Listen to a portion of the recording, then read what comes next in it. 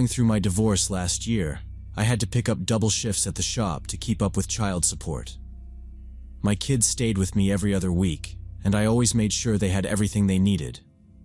I had just gotten them new backpacks for school and tried to keep the fridge stocked, but with work running late every night, sometimes I missed stuff. That Tuesday night I realized we were out of breakfast stuff for the morning, and the store closed at midnight. It was already almost 11. I grabbed my keys and drove to the 24-hour supermarket down the street, just wanting to be in and out fast so I could get back before midnight. The lot was mostly empty except for a few cars scattered near the front entrance and a delivery truck idling out by the side doors.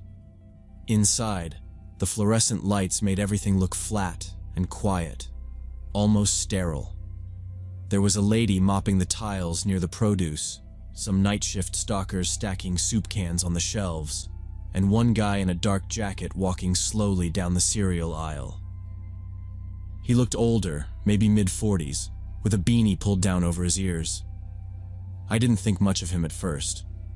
I was moving fast, tossing cereal boxes and juice packs into the basket, checking prices, texting my ex about allergy stuff for the kids. Every couple of aisles, though, I'd catch the guy out of the corner of my eye. He'd be staring at the labels or pretending to look for something, but he was always turning his head to watch me. I thought maybe he was just weird, or maybe waiting for someone else in the store. I grabbed a couple yogurts, some milk, and went to get bread. Again, the guy was right there, this time crouched near the bottom shelf, not picking anything up. He looked up, eyes meeting mine just for a second, then looked away. I tried to ignore it, kept going, but it was making me feel uneasy. When I circled back to get a box of snack bars, he was already in that aisle, standing at the end, arms crossed, watching me. I finally asked, "Hey man, do you need something?" He didn't answer. He just walked away, not even looking at me, moving a little faster than before. I figured that was that, and went straight for the self-checkout. It was almost empty, just one register open with a young girl scanning her stuff, earbuds in, not paying attention to anything. I finished up, scanned the groceries quick, and paid. My mind was on getting home, making sure the kids' lunches were ready for the morning. I left the cart at the door and walked out into the parking lot, the cold air stinging my face. There was nobody else around except for the guy in the dark jacket, who I spotted near the cart return, but I didn't make eye contact. I just kept walking toward my truck. I could see my F-150 sitting under one of the lights, but as I got closer, I slowed down. Something looked off. The truck was sitting lower than usual, and there was a shimmer of broken glass around the tires. When I got close, I saw all 4 tires were slashed, cut deep at the sidewalls. Both headlights were smashed, glass shattered on the asphalt, and I could smell the burnt, chemical smell of torn rubber. I stood there for a second, just looking at it, trying to process what I was seeing. My hands were shaking a little, not from the cold. I turned to look around, scanning the empty parking lot, hoping maybe it was just some random vandalism. That's when I heard footsteps behind me. Not fast, not running, just slow, steady, almost like they wanted me to hear them. I spun around and saw 2 men stepping out from between the parked cars, maybe 15 feet away. Both were older, big, heavy coats, one with a baseball cap pulled down low. Each of them had a baseball bat in their hand, holding it loose at their side, not trying to hide anything. The guy from the store was one of them, same dark jacket, same beanie, his face blank and focused, looking right at me as they kept walking closer. I dropped the grocery bags and ran back toward the store entrance. My work boots slipped on the wet pavement, but I kept going. Behind me, I could hear them picking up speed, their footsteps getting closer and echoing off the empty lot. My hands were already numb from the cold, and I could barely feel the bags slip out of my fingers. The automatic doors seemed to take forever to open, and I practically fell through them when they did. The security guard at the front desk looked up from his magazine, saw my face, and immediately reached for his radio. He was a big guy, older, with a white mustache, and he didn't waste time asking questions. I tried to explain what happened, my breath coming out in short bursts, pointing back toward the lot. He locked the front doors with a big clatter, then picked up the phone and called the police while I stood there, watching through the glass as the two men stopped for a second, looked back at the building, then turned and walked fast to an old dark Suburban parked 2 rows over. The guy from the store glanced over his shoulder, not running, but not wasting any time either. The other man kept his head down. They climbed in on the driver's side. The engine coughed once, then started. The headlights flicked on, blinding in the dark, and I watched them drive off, turning out of the parking lot onto the empty road. The security guard let out a long breath and shook his head. He kept watching the lot for a minute, then told me to stay by the counter until the cops showed up. I was still shaking, sweat running down my neck even though my coat was soaked through.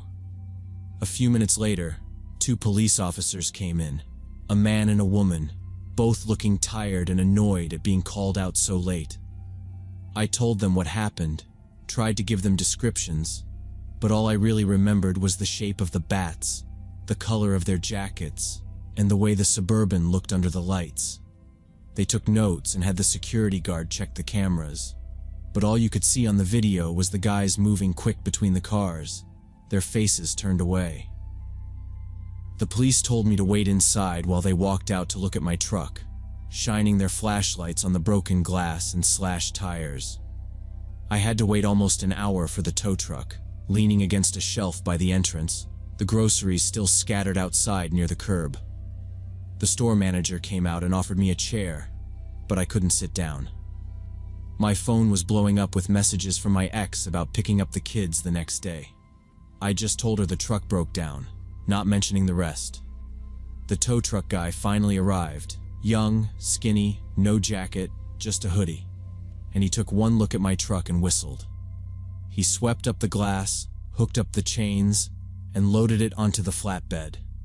He said he'd seen stuff like this before, mostly in the city, but not usually in this part of town. When everything was done, the cops took my statement again and told me to keep an eye out for the Suburban, but said without plate numbers or better footage, there wasn't much they could do. The next morning, I had to call in sick at work. My hands hurt from where I'd fallen and my knee was bruised. I spent the whole day dealing with insurance, getting a rental car, and trying to explain to the body shop what happened. When I finally picked up the kids from school, I could tell I looked rough. My son asked why I looked so tired and if I was mad about something. I just told him I hadn't slept well. That night, I watched from the window while they brushed their teeth, checking the street for any cars that didn't belong. I barely slept. About 2 weeks later, I was sitting in the kitchen eating cereal with the kids when I saw a news report about an attempted robbery at another supermarket, across town this time, late at night. The camera showed police cars with flashing lights in the background. The anchor said a retired Marine had fought back and managed to catch one of the attackers, holding him until police arrived. They found 2 more suspects nearby, including a guy in a dark jacket who had a record for assault. I recognized him from the blurry photo on the TV. Same blank stare, same heavy coat, even the same beanie pulled down low. The news said the guy they caught gave up his partners during questioning. The reporter didn't say much more, just that it was part of a string of late-night robberies targeting shoppers who came in alone. The police were warning everyone to be careful and not go out to the parking lot alone if you could help it. The story played for another minute, then cut back to the weather. I just sat there staring at the screen, not sure how to feel. My daughter asked if I was okay, and I told her I was just thinking about work. Later that week, the police called to follow up. They asked a few more questions and told me that the group had been hitting grocery stores around the city, always after 10, always looking for someone by themselves. They said I was lucky I ran when I did. that most people who tried to argue or fight back got hurt worse. I thanked them and hung up. My ex-wife called later that night, furious when she found out the truth from a mutual friend at the insurance place. She said I should have been more careful, that the kids needed me to be smart, not tough. I didn't argue. She was right. I still shop at that supermarket sometimes, mostly when I'm on day shifts and the kids are at school. I never go after 10 anymore, not even if I'm out of milk or bread. If I have to go late, I bring the kids with me, or I just wait until morning. I always look around the parking lot, checking for old cars sitting with their lights off, people hanging back in the aisles, anyone walking too slow. It's just a habit now. One of those things you pick up when you realize some people are just looking for someone vulnerable. A single parent working late, tired, trying to keep up. That's all it takes. I don't think I'll ever really let my guard down again. Not after seeing how easy it was for them to pick me out.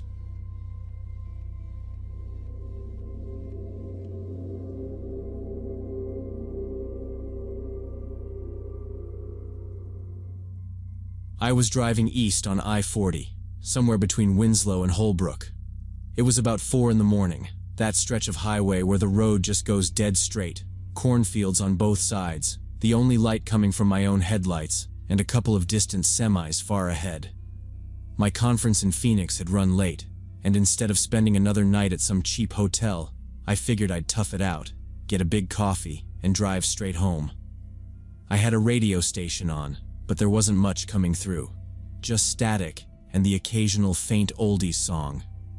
The world felt hollow, the kind of empty where you can hear your own breathing over the engine. My eyelids were getting heavy, and I was forcing myself to sit up straighter, rolling down the window for cold air, just anything to keep focused. I kept glancing at the digital clock on the dash and thinking, if I can make it past Holbrook before sunrise, I'll be good. About an hour outside the city, I saw hazard lights blinking up ahead, barely visible above the tall grass at the edge of the field. As I got closer, I realized it was a late model Ford pickup, blue or maybe black, nose down in the ditch about 20 feet off the road. The grass there was high and wet with dew, the kind that would soak your shoes just from stepping off the shoulder. I slowed as I passed, watching for any sign of someone standing near the truck, but there was no movement. The headlights were off, but the hazards were pulsing in the darkness, a soft red blinking like a warning. Something about the scene just felt wrong. The way the truck sat, like it had swerved or maybe been run off and then left there for hours. There was no fresh mud, but the angle looked too sharp to be accidental. No glass on the road, no debris, just the silent cab and the grass closing in around it. For a second, I thought about pulling over. I even hit my blinker and checked my mirrors, slowing down as I passed the spot. My gut was tight. The empty highway, the way the fields pressed up close, how you could see for miles in both directions and yet feel watched. I drove on, telling myself someone had already called for help. But the image of those blinking lights stuck in my rear view, getting smaller and smaller, until I rounded a slight bend and they were gone. I kept thinking, why didn't I stop? Was there someone out there? Maybe hiding? Maybe hurt? I pushed the feeling down and refocused on the drive, trying to shake it. The radio turned to fuzz. My hands were cold and my knuckles white on the wheel. Not another car in sight, just endless, flat, dark. I kept glancing at the clock and doing the math in my head. I figured I'd see more cars the closer I got to Albuquerque, but right then, it was like I was the only person left in the world. 10 minutes later, still thinking about that truck, I caught up to a set of taillights ahead. At first, I thought it might be another semi, but as I got closer, I saw it was a Toyota sedan, silver or white, driving much too slow, barely 35 in a 75. I came up behind it and kept my distance, waiting for a chance to pass. The car kept drifting close to the white line, then correcting. I thought, maybe it's someone old. Maybe they're just nervous, or maybe they're having car trouble. I checked the gas, kept a steady speed, and watched for any sign that the driver was going to pull off. After a mile or so, the road straightened, and I signaled and pulled out to pass. As I came up alongside, I looked over. There was a man behind the wheel, maybe late 40s or 50s, scruffy beard, baseball cap pulled low. His hands were locked tight on the wheel, his face set straight ahead, eyes wide and unblinking. He didn't glance at me, didn't even seem to notice my car passing. The interior light from his dash lit his face in a weird, pale blue. I pressed down on the gas, just wanting to get past him and back into open space. Once I was a good distance ahead, I checked my mirror again, just out of habit. The Toyota had picked up speed. Fast. I watched the headlights shrink and then grow again in the rear view. Within a minute, he was right on my bumper, high beams cutting into the back of my car. I tapped my brakes once, but he didn't slow. Instead, he swerved suddenly to the left, coming up alongside me, matching my speed even as I accelerated. He kept staring forward, not at me, one hand coming off the wheel to make a tight, sharp gesture, pointing at the shoulder, telling me to pull over. His expression never changed, just that hard, blank stare, one finger jabbing at the empty road. I kept driving. He stayed next to me, perfectly matching every move. For a mile he did this, waving, pointing, then making a fist and pounding the air. My pulse was hammering in my ears. I focused on the road, checking for exits, for other cars, for any sign of light in the distance. The Toyota kept pace, the driver still gesturing, mouth working, maybe shouting something I couldn't hear through the glass. I tightened my grip on the wheel, jaw clenched, refusing to look over again. All I could do was keep going straight, holding speed, waiting for him to make his next move. He jerked his steering wheel and cut directly in front of me, almost clipping my bumper as he swerved and braked hard. The Toyota stopped dead, straddling both lanes at an angle, blocking me from going forward. My headlights splashed across the dust kicked up by his tires. I saw his door fly open, his silhouette jumping out with something metal in his hand. I had maybe half a second to choose. Either ram him, risk spinning out, or try to avoid the whole thing. I yanked the wheel hard to the right and caught the edge of the asphalt, bouncing straight onto a dirt farm road that cut off between the cornfields. The Outback slammed down hard on the uneven ground, but the tires caught and kept moving. He was shouting now, swinging a crowbar above his head, but the engine was so loud I couldn't make out a word. I floored it, the suspension rattling, dirt and rocks hammering the underside. The corn rose up on either side, closing in around me, but I kept glancing at the rear view. The guy was running after me, gaining at first, but he slipped and went down on one knee in the mud. I didn't slow down. I didn't care if I shredded a tire. The farm road twisted through the fields for maybe a mile before it hit a narrow county road, paved but rough. I turned left, heading toward what I guessed was the direction of town, still shaking and clutching the wheel so hard my hands were starting to ache. When I hit the first intersection with a street light, I felt like I could finally breathe again. I kept going until I saw the glow of a gas station up ahead, fluorescent lights reflecting off the pumps, and a single car idling by the door. I pulled in fast, locked my doors, and called 911 right from the parking lot. My voice was still shaking, but I tried to give as many details as I could. The color of the car, what the guy looked like, the direction I'd come from. The dispatcher asked if I was safe, then told me to stay put and that an officer would meet me there.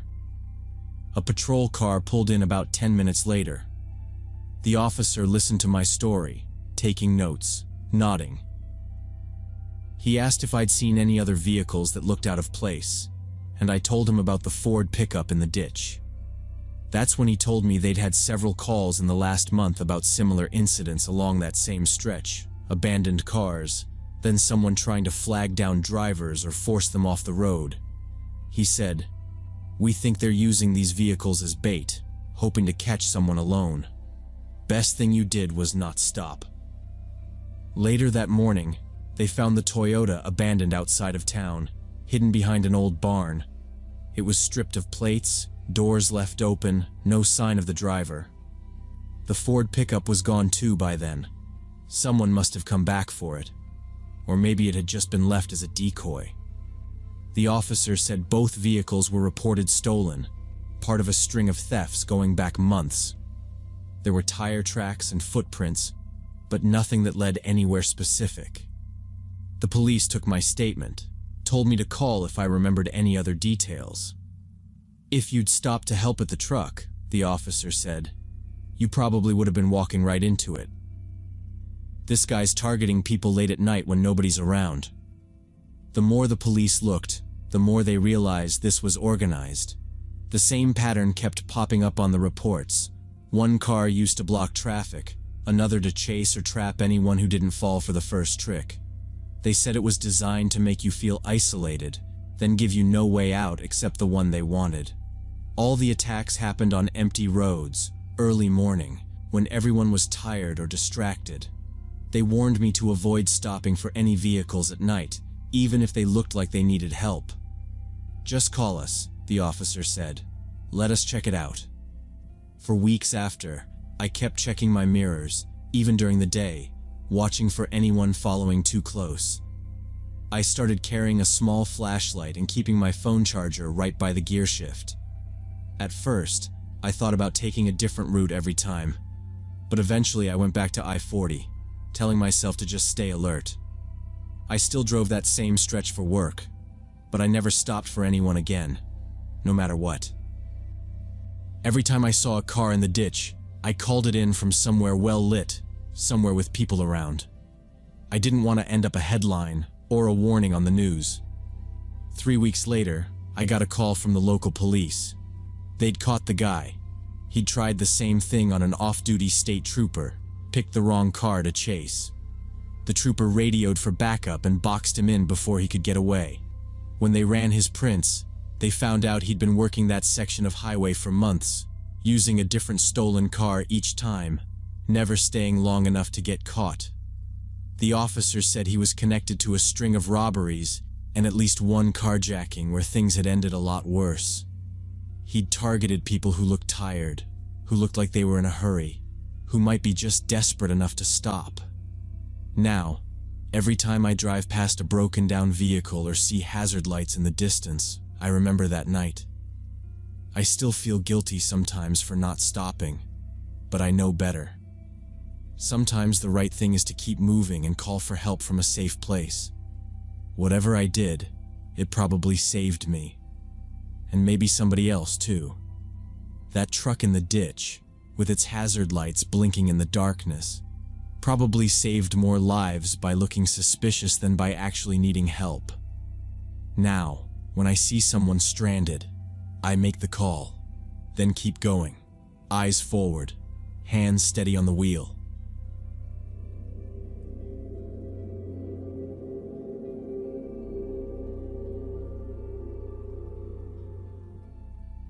When I was 17, my friend Ethan and I spent most weekends exploring abandoned places around Atlanta.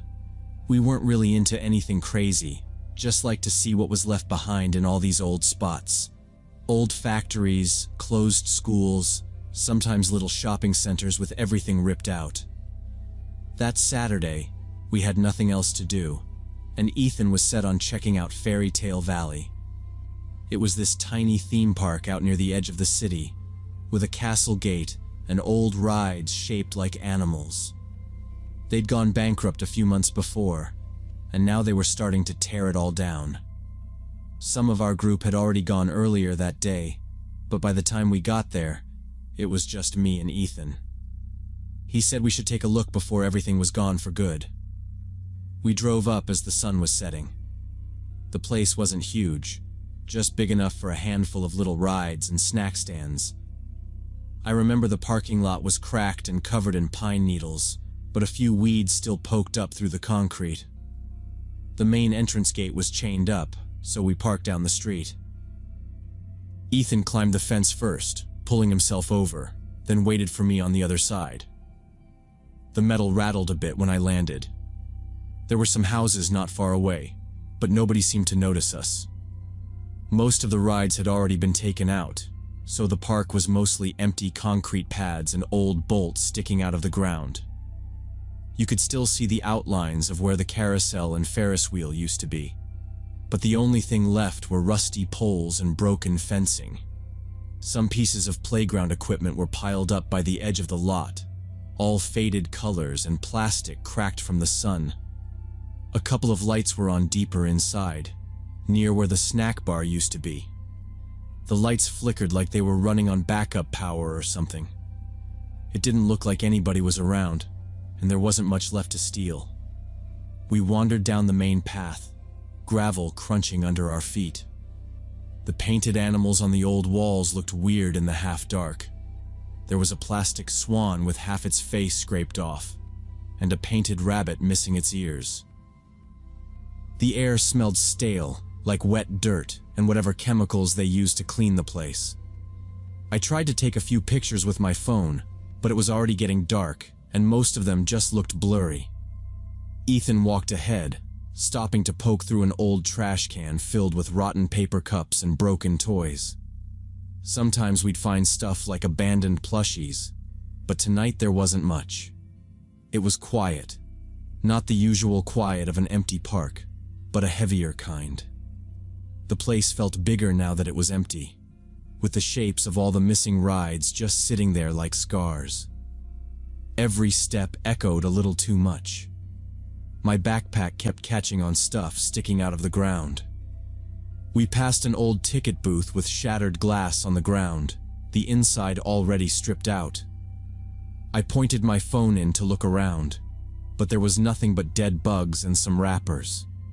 The only sound was our footsteps and the buzz from those security lights, kind of a low electric hum. After a while, we cut across where the log flume used to be, just a big rectangle of dried mud now. It looked like someone had driven through there with a truck recently. Ethan said something about the demo crew maybe working late, but I didn't see any tools or heavy equipment. We stuck to the old pathways, stepping around puddles where water had pooled in the cracks. I saw a pile of rusted metal shapes, probably parts of the old dragon ride, stacked up like garbage. Ethan kept stopping to take pictures. He was into this kind of stuff, always posting to some urban explorer group. I mostly just followed along. We came around a curve in the path, near what used to be the popcorn stand. There was this weird shadow near the old counter. I didn't pay attention at first, thought it was just part of the building where a sign used to hang. But as we got closer, I saw a shape. Someone standing there. It wasn't a kid or some other explorer. The person was older, maybe late 30s or 40s. He was wearing a jacket, kind of dirty, with a baseball cap pulled low over his eyes. He just stood there, looking straight at us. My first thought was security, maybe a worker keeping an eye out for scrappers or vandals. I nudged Ethan, but he was already staring. The man didn't say anything for a few seconds. He had his hands in his pockets, not moving, like he'd been waiting for us. The security light above the stand flickered, making his face hard to see. My stomach kind of tightened, and I just stood still. Ethan shifted his weight, his sneakers crunching on the gravel. The guy finally spoke, loud enough to carry over the whole empty lot. "What are you doing here?" he asked. His voice wasn't angry, more tired and rough. Ethan started to explain, something about just taking pictures, but the man cut him off. "You're not supposed to be in here. Park's closed." I said sorry, told him we'd leave. The man started walking toward us, slow and steady.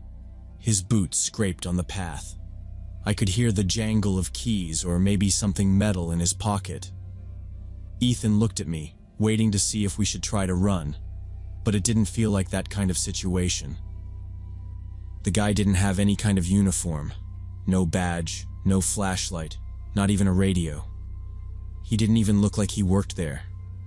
His jeans were stained at the knees, and his jacket was ripped along one sleeve.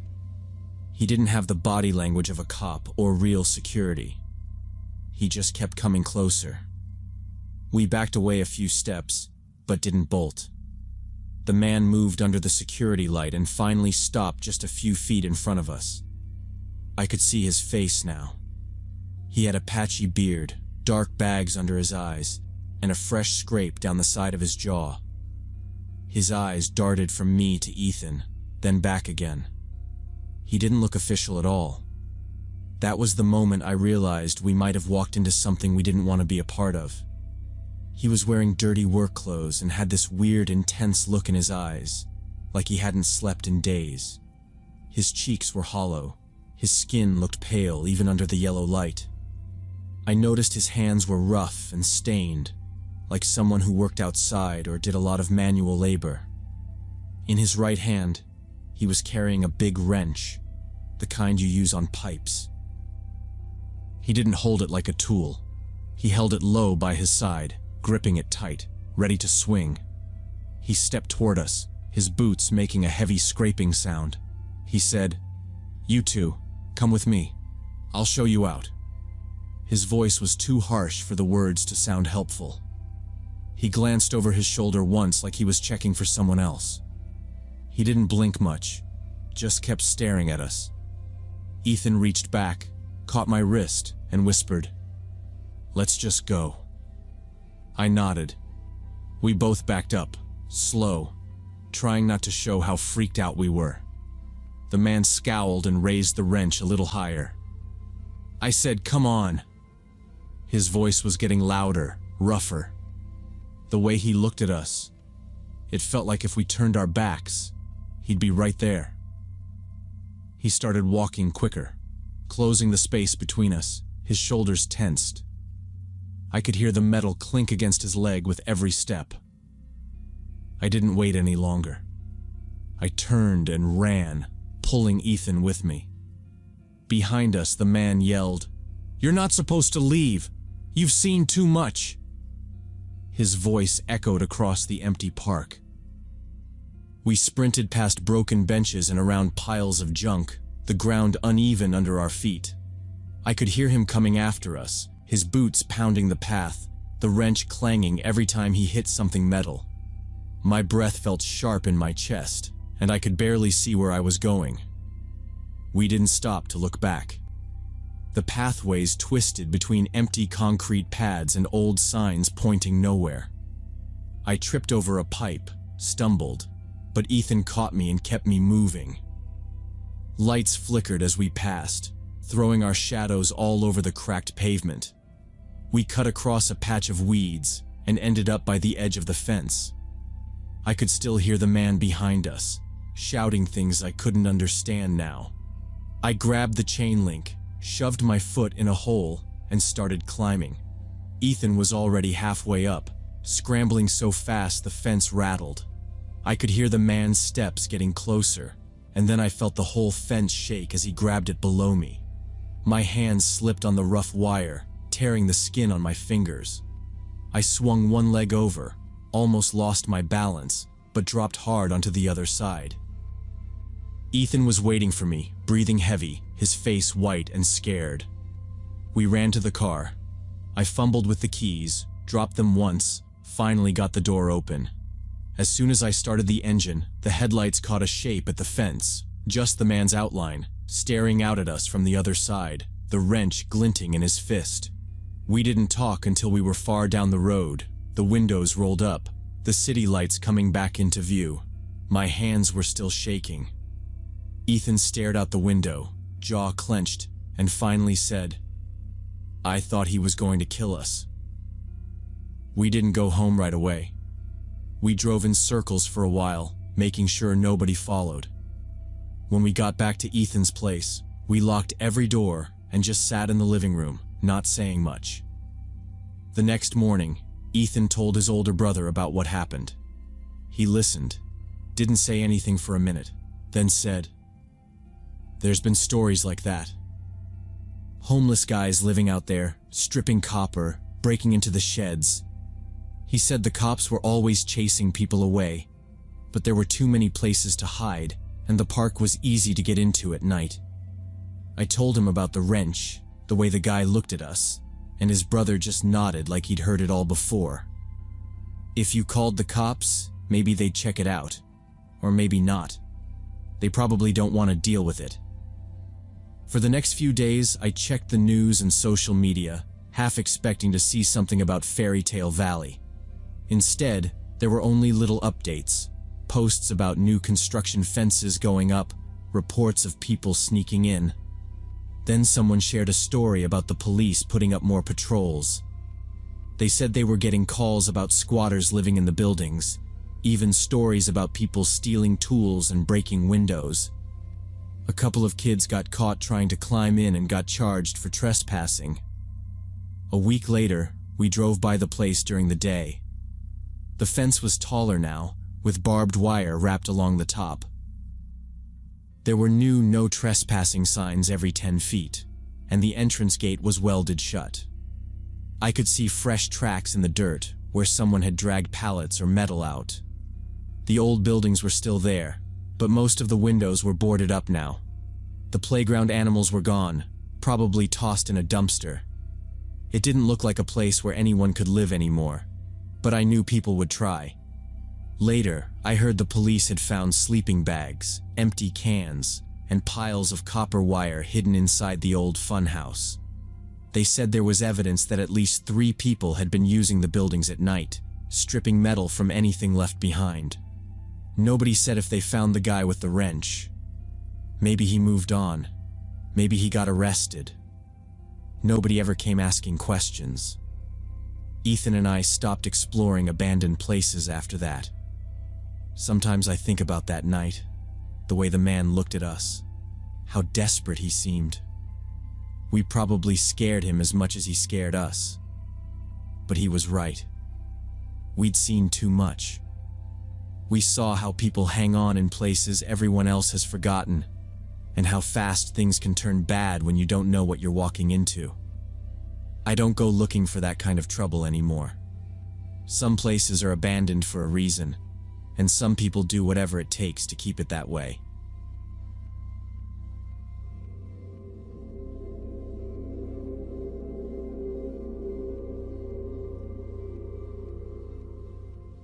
So last year I was running a small advertising agency and had to travel for client meetings pretty regularly. My schedule was usually tight, but I made it work since most of my clients were local, just a few meetings downtown or at restaurants in the evening. I have a 5-year-old son, Liam. He's a pretty easy kid, listens well, not a lot of drama, but still too young to leave on his own, obviously. My usual babysitter was a college student named Jessie. She lived in the next building over, really reliable, never late. That Thursday, she texted me in the morning to say she was running a fever and felt awful, so she couldn't make it. I tried calling a few neighbors, but nobody was around, and by lunch I was running out of options. I had an important dinner meeting scheduled that night, one of those, if I miss it, I lose the client type of things.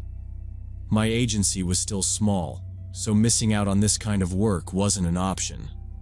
I downloaded an app called Babysit24 that my friend recommended. It worked like a rideshare, but for sitters.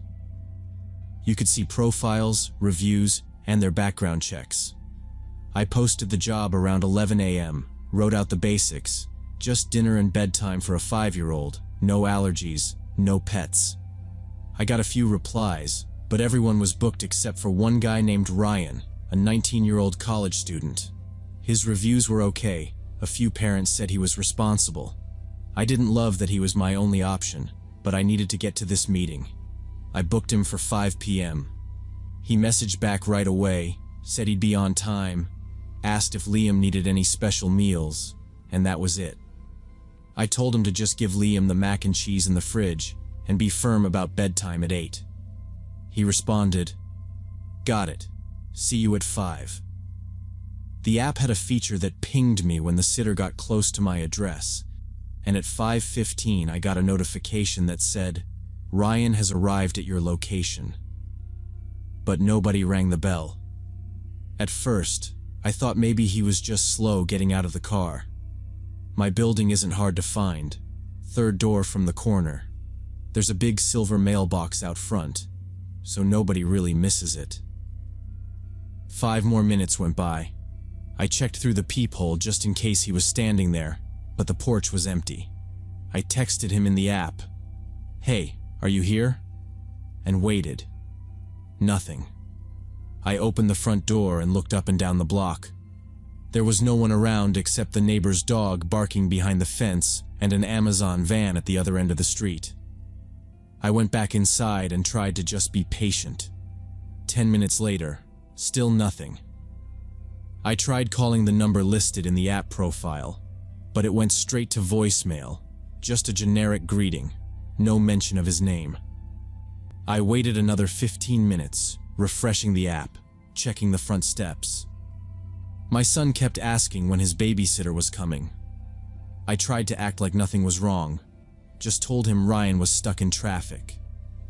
By 5:45, I was pacing around, getting anxious. I even checked the app to make sure I hadn't made a mistake about the time or the address. It all matched up. At 6 p.m., I had to make a decision. I tried calling the number again and texting through the app, but everything still went straight to voicemail. There were no other sitters available that night, and I couldn't bring Liam with me to a steakhouse and expect him to sit quietly for 2 hours while I tried to impress a client. I ended up messaging the client, apologizing and canceling the dinner. I hated doing it. I was annoyed, mostly at myself for trusting some random app with such short notice, but I didn't see another way. I tried to let it go. I put my phone down, told Liam we'd have a special night instead. He was happy enough, so we ordered pizza from the place down the street. He picked a movie to watch, something with talking animals. Nothing I would have picked myself, but at least it kept him entertained. By the time the food arrived, it was close to 7. We settled in on the couch. I checked my phone a couple of times, but there were no new messages from Ryan, nothing in the app, no missed calls. We ate, and I tried to forget about the lost client and just enjoy the evening with Liam. He asked about the babysitter a couple of times. I just shrugged it off and told him we'd get Jesse again next time. After dinner, he wanted ice cream, so I let him have a small bowl. We watched most of the movie, and I was just starting to think about getting him ready for bed when the doorbell rang. It was about 7:30. I figured maybe the pizza place had come back by mistake, or maybe it was a neighbor. I picked up my phone and checked the app, but there were still no new messages from Ryan. I looked out through the peephole, and there was a young guy on the porch. He was tall, maybe a little awkward, with a backpack over one shoulder and a Babysit 24 lanyard around his neck. He rang the bell again and waved at the door. I opened it a crack, and he smiled. "Hi, I'm Ryan, from the babysitting app," he said. He acted like nothing was wrong, like showing up 2 hours late was no big deal. He glanced past me into the hallway, then looked back at me, still smiling. "Sorry I'm late. Got a little lost on the way over. Is it still okay for me to come in and watch Liam?" He was already shifting his weight like he expected to just walk in and start work, as if I was the one who needed to explain myself. I told him the job was canceled because he was over 2 hours late, and before he could say anything else, I closed the door. I heard him let out a little frustrated sigh through the door, but he didn't knock again or try to argue. I figured he would just leave. I checked through the side window and saw his car was still parked in front of my house, lights off, engine running. He looked like he was messing with his phone, probably calling the app or checking directions, but I couldn't be sure. I tried to get back to Liam, who was still sitting in the living room, half watching the end of the movie and asking if we could have dessert. I tried to act normal, just in case Ryan was still nearby and looking in through the windows. 10 minutes went by. I glanced through the peephole again and saw that Ryan was still there, only now he was standing right up against the door. Not ringing, not knocking, just standing there, almost pressed against the wood, like he was listening. I couldn't hear anything from my side, but I saw the shadow of his shoes under the door and the edge of his backpack. I watched him for what felt like forever, but it was probably only a minute or two. He didn't move, didn't shift or pace, just stayed right up close, breathing quietly, eyes fixed on the doorframe. Eventually I walked away, trying not to let him see me moving through the hallway. When I checked again later, maybe 5 minutes after that, he was gone from the door, but I caught sight of him in the side yard, walking slowly along the side of my house. My hands started shaking a little. I told Liam to go upstairs and get ready for bed, but to stay in my room. I didn't want to leave him alone even for a second. I locked the front door, then moved through the downstairs quietly, shutting and locking every window I could reach. When I got to the back door, I pulled aside the curtain just a crack. There was Ryan, moving from window to window along the back wall, trying each one with a slow, deliberate push, almost careful not to make noise. He would check the frame, look over his shoulder, then try the next one. He wasn't in a hurry. It looked like he was searching for something specific, not just seeing if he could get inside.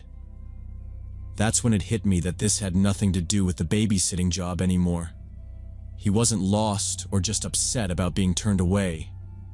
He was looking for a way in. I grabbed my phone and hurried up the stairs to my bedroom, where Liam was already sitting on the bed hugging his pillow. I closed and locked my bedroom door, then pushed a dresser in front of it just in case. I dialed 911.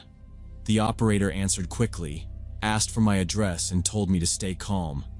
I explained there was a man outside my house trying to get in, that he was supposed to be a babysitter, but had shown up hours late and wouldn't leave. The operator told me to stay where I was and keep the line open. I could hear footsteps moving around the back of the house, the quiet sound of window screens shifting, a dull thump as he tried the sliding door. I stayed on the line, whispering back to the operator when she asked questions. Liam sat next to me, wide-eyed but silent, clutching my arm. We waited in the dark, listening for the sirens. I could hear Ryan on the porch, then moving around to the garage. He tried the side door, jiggled the handle, then walked back to the front. Suddenly there was pounding on the front door, loud enough to make Liam jump. I heard voices, shouting, then the clear sound of a police radio. I peeked out the window and saw 2 officers with flashlights moving toward the porch. Ryan was standing in the middle of the walkway, arms crossed, talking quickly and waving his phone. The police talked to him for a few minutes. I could see Ryan pointing at my house, then at his phone, then back to the officers. I couldn't hear what he was saying, but he looked agitated, pacing back and forth, pulling up something on his phone to show the officers. They motioned for him to calm down, kept him at a distance while one of them came to the door. I opened it just a crack and handed the officer my phone with the call still going. The officer listened, then checked my ID and asked me a few questions about the situation, about Ryan, about the app, and whether I had actually hired him. The officers walked back to Ryan. He was now saying that I owed him money for the babysitting job, that I'd hired him and was refusing to pay. He kept insisting he was just here to work, that I was scamming him, but his story fell apart pretty fast. The officers looked over the app record, saw he'd been marked as a no-show, and told him he needed to leave. He argued, but finally got back in his car and drove away, tires squealing as he left the curb. The police stayed for a bit, took a report, and told me to call again if he came back. They also called the app company right there in my living room, giving them the details. The company shut down Ryan's account immediately, apologized, and said he'd violated their safety rules. There was nothing they could do legally since he hadn't actually broken in, and the police said the same. It was up to me to press charges if I wanted to, but there wasn't much to go on except trespassing, and even that was a stretch. After that, I didn't hear from Ryan again. The app company sent me a credit for a free booking, said they would review safety procedures, but I didn't care. I went back to using my regular sitter only, and if Jesse wasn't available, I just canceled my plans. I never found out what Ryan really wanted or why he was so determined to get inside. Maybe he was just desperate for the job, or maybe he'd seen something that made him think my house was an easy target. I still wonder if he'd been watching the house, waiting for a night when it was just me and Liam. There was nothing special about us, just another family in a quiet neighborhood. But sometimes that's all it takes. I kept the doors locked every night after that, checked the windows twice before bed. I never saw Ryan again, but sometimes I thought I saw his car parked a few blocks away, or maybe just another car that looked the same. I told myself it was just my nerves. Liam didn't ask about the babysitter anymore. I told him we'd just stick with Jesse from now on. No more strangers, no more apps. The convenience of technology wasn't worth the risk. I learned that some shortcuts just aren't worth taking, not when you have someone else to protect.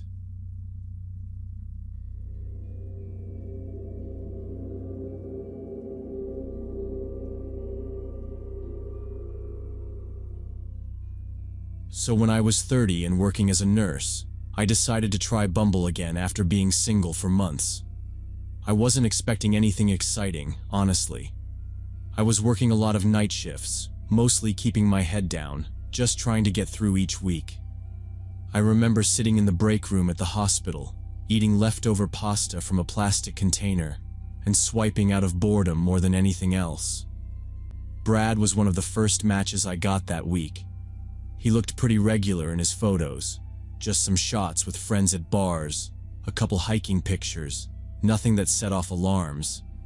I wasn't really expecting much, just something to distract me from the never-ending beeping of IV pumps. We started messaging that morning.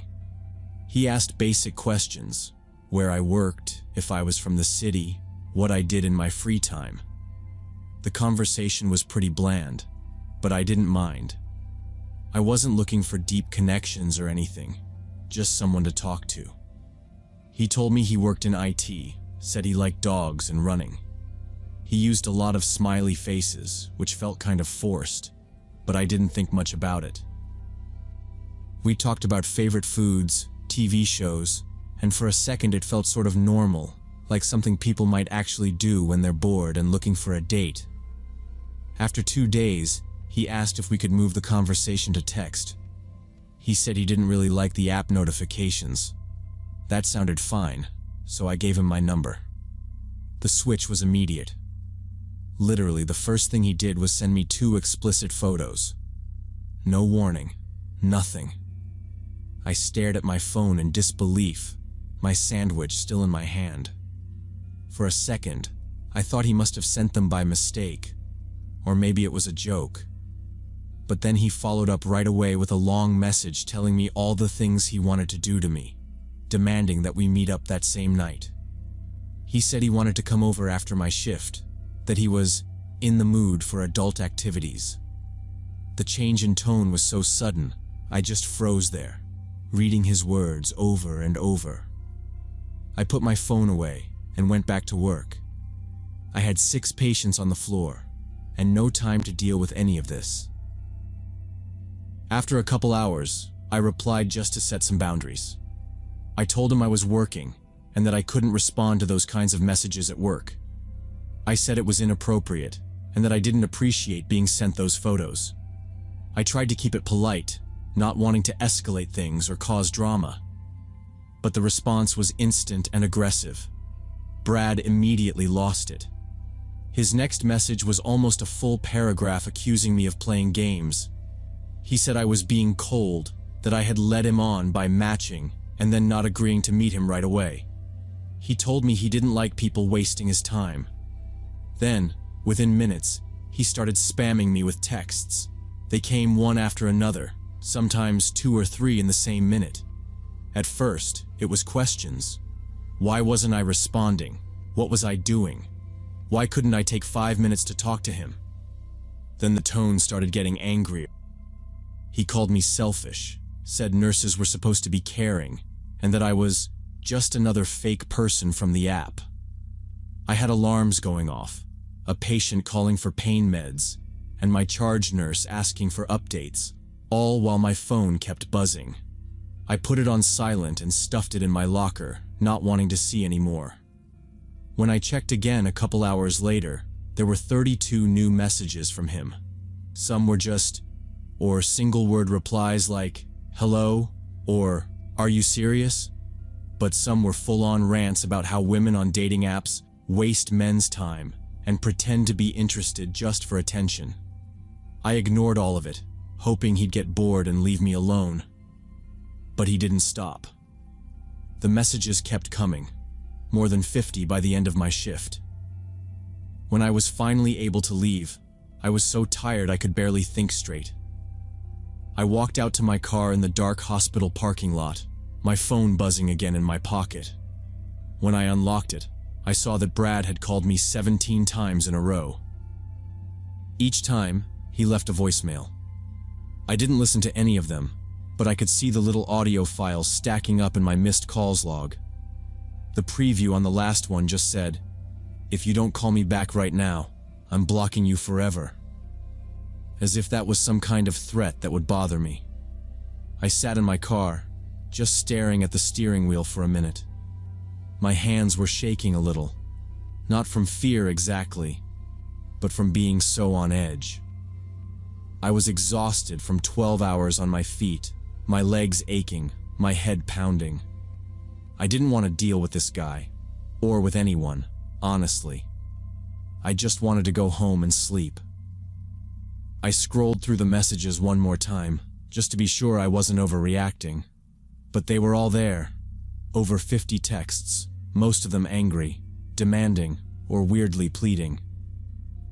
He alternated between saying I was heartless and accusing me of being a tease, and then apologizing, and then ramping up the threats again. It was a cycle, on repeat. I blocked his number right there in the parking lot. I didn't respond, didn't say anything. I just hit block contact and threw my phone on the passenger seat, hoping that would finally be the end of it. Within an hour of blocking him, I got more texts, this time from a number I didn't recognize. At first, I thought it might be a wrong number, or maybe someone from work, but the messages made it obvious right away that it was Brad. He used the same phrases and referenced stuff we talked about before. The first text just said, "Not so easy to get rid of me," and then another, "You owe me an explanation. I deserve at least that." I didn't reply. I just blocked that number too. Not even 5 minutes later, a new one popped up. It was almost identical. He was angry, then apologetic, then angry again. He called me childish, immature, said I was just like all the fake women online, then sent a few more texts calling me names I'd rather not repeat. By then, it was after midnight. I tried to ignore my phone and just watch something on TV, but every few minutes it would buzz again. Each new number, each new message, I just blocked as soon as I recognized the pattern. At 2 a.m., another number called, and I let it ring, but it called again immediately. Something in me just snapped, and I picked up the phone, not even thinking. The voice on the other end was calm, but there was something really off about it. He didn't even say hello. He just said, "Why are you ignoring me? I'm outside your house. I see your lights are on in your living room." My blood went cold. I never told him where I lived, not even the neighborhood. He described the curtains I had, the color of the lamp that was on by the window. I dropped to the floor and crawled out of sight. I barely whispered, "How do you know where I live?" There was a long pause. He kind of chuckled and said, "You posted a picture on Instagram, remember? Months ago, standing by your mailbox. You can see your house number clear as day. Not hard to figure out the street after that. You shouldn't be so careless online." I honestly had no memory of the photo, but when he said that, I pulled up my Instagram and scrolled back. Sure enough, there it was, a picture I'd posted last fall. I wasn't thinking about the background at all. You could see the numbers on the side of the mailbox right next to my leg. I felt sick. I hung up without another word and called 911, my hands shaking. I kept the lights off and peeked through the curtain, trying to see the street without being seen. There was a black car parked directly across from my house. The dispatcher kept me on the line, telling me to stay inside and stay away from the windows. She asked if I recognized the car or the person inside. I said no, I couldn't see the face, just that someone was sitting there with the engine running.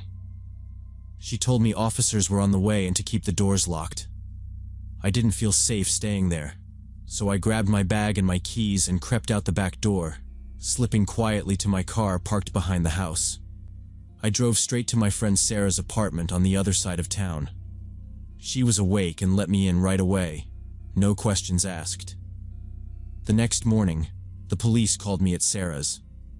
The officer said they'd found a man in a black sedan outside my house around 3 a.m. He drove off when they pulled up, but they managed to get his license plate. They ran it and confirmed it belonged to Brad. I went to the police station that morning, filed a harassment report, and told them everything that had happened since I'd matched with him on Bumble. The officer recommended I petition for a restraining order as soon as possible. I went to the courthouse and waited my turn, barely able to sit still. The judge didn't hesitate. After seeing the texts, call logs, and hearing the police report, he signed a temporary restraining order right then and there. I stayed with Sarah for a few more nights and spent every spare minute going through all my social media. I deleted anything that showed my house, my street, even places I went regularly. I changed all my privacy settings to the strictest options, took down every tagged post, and messaged my friends asking them not to post anything about me or tag my location. The experience shook me, more than anything that's ever happened before. I never thought twice about what I shared online.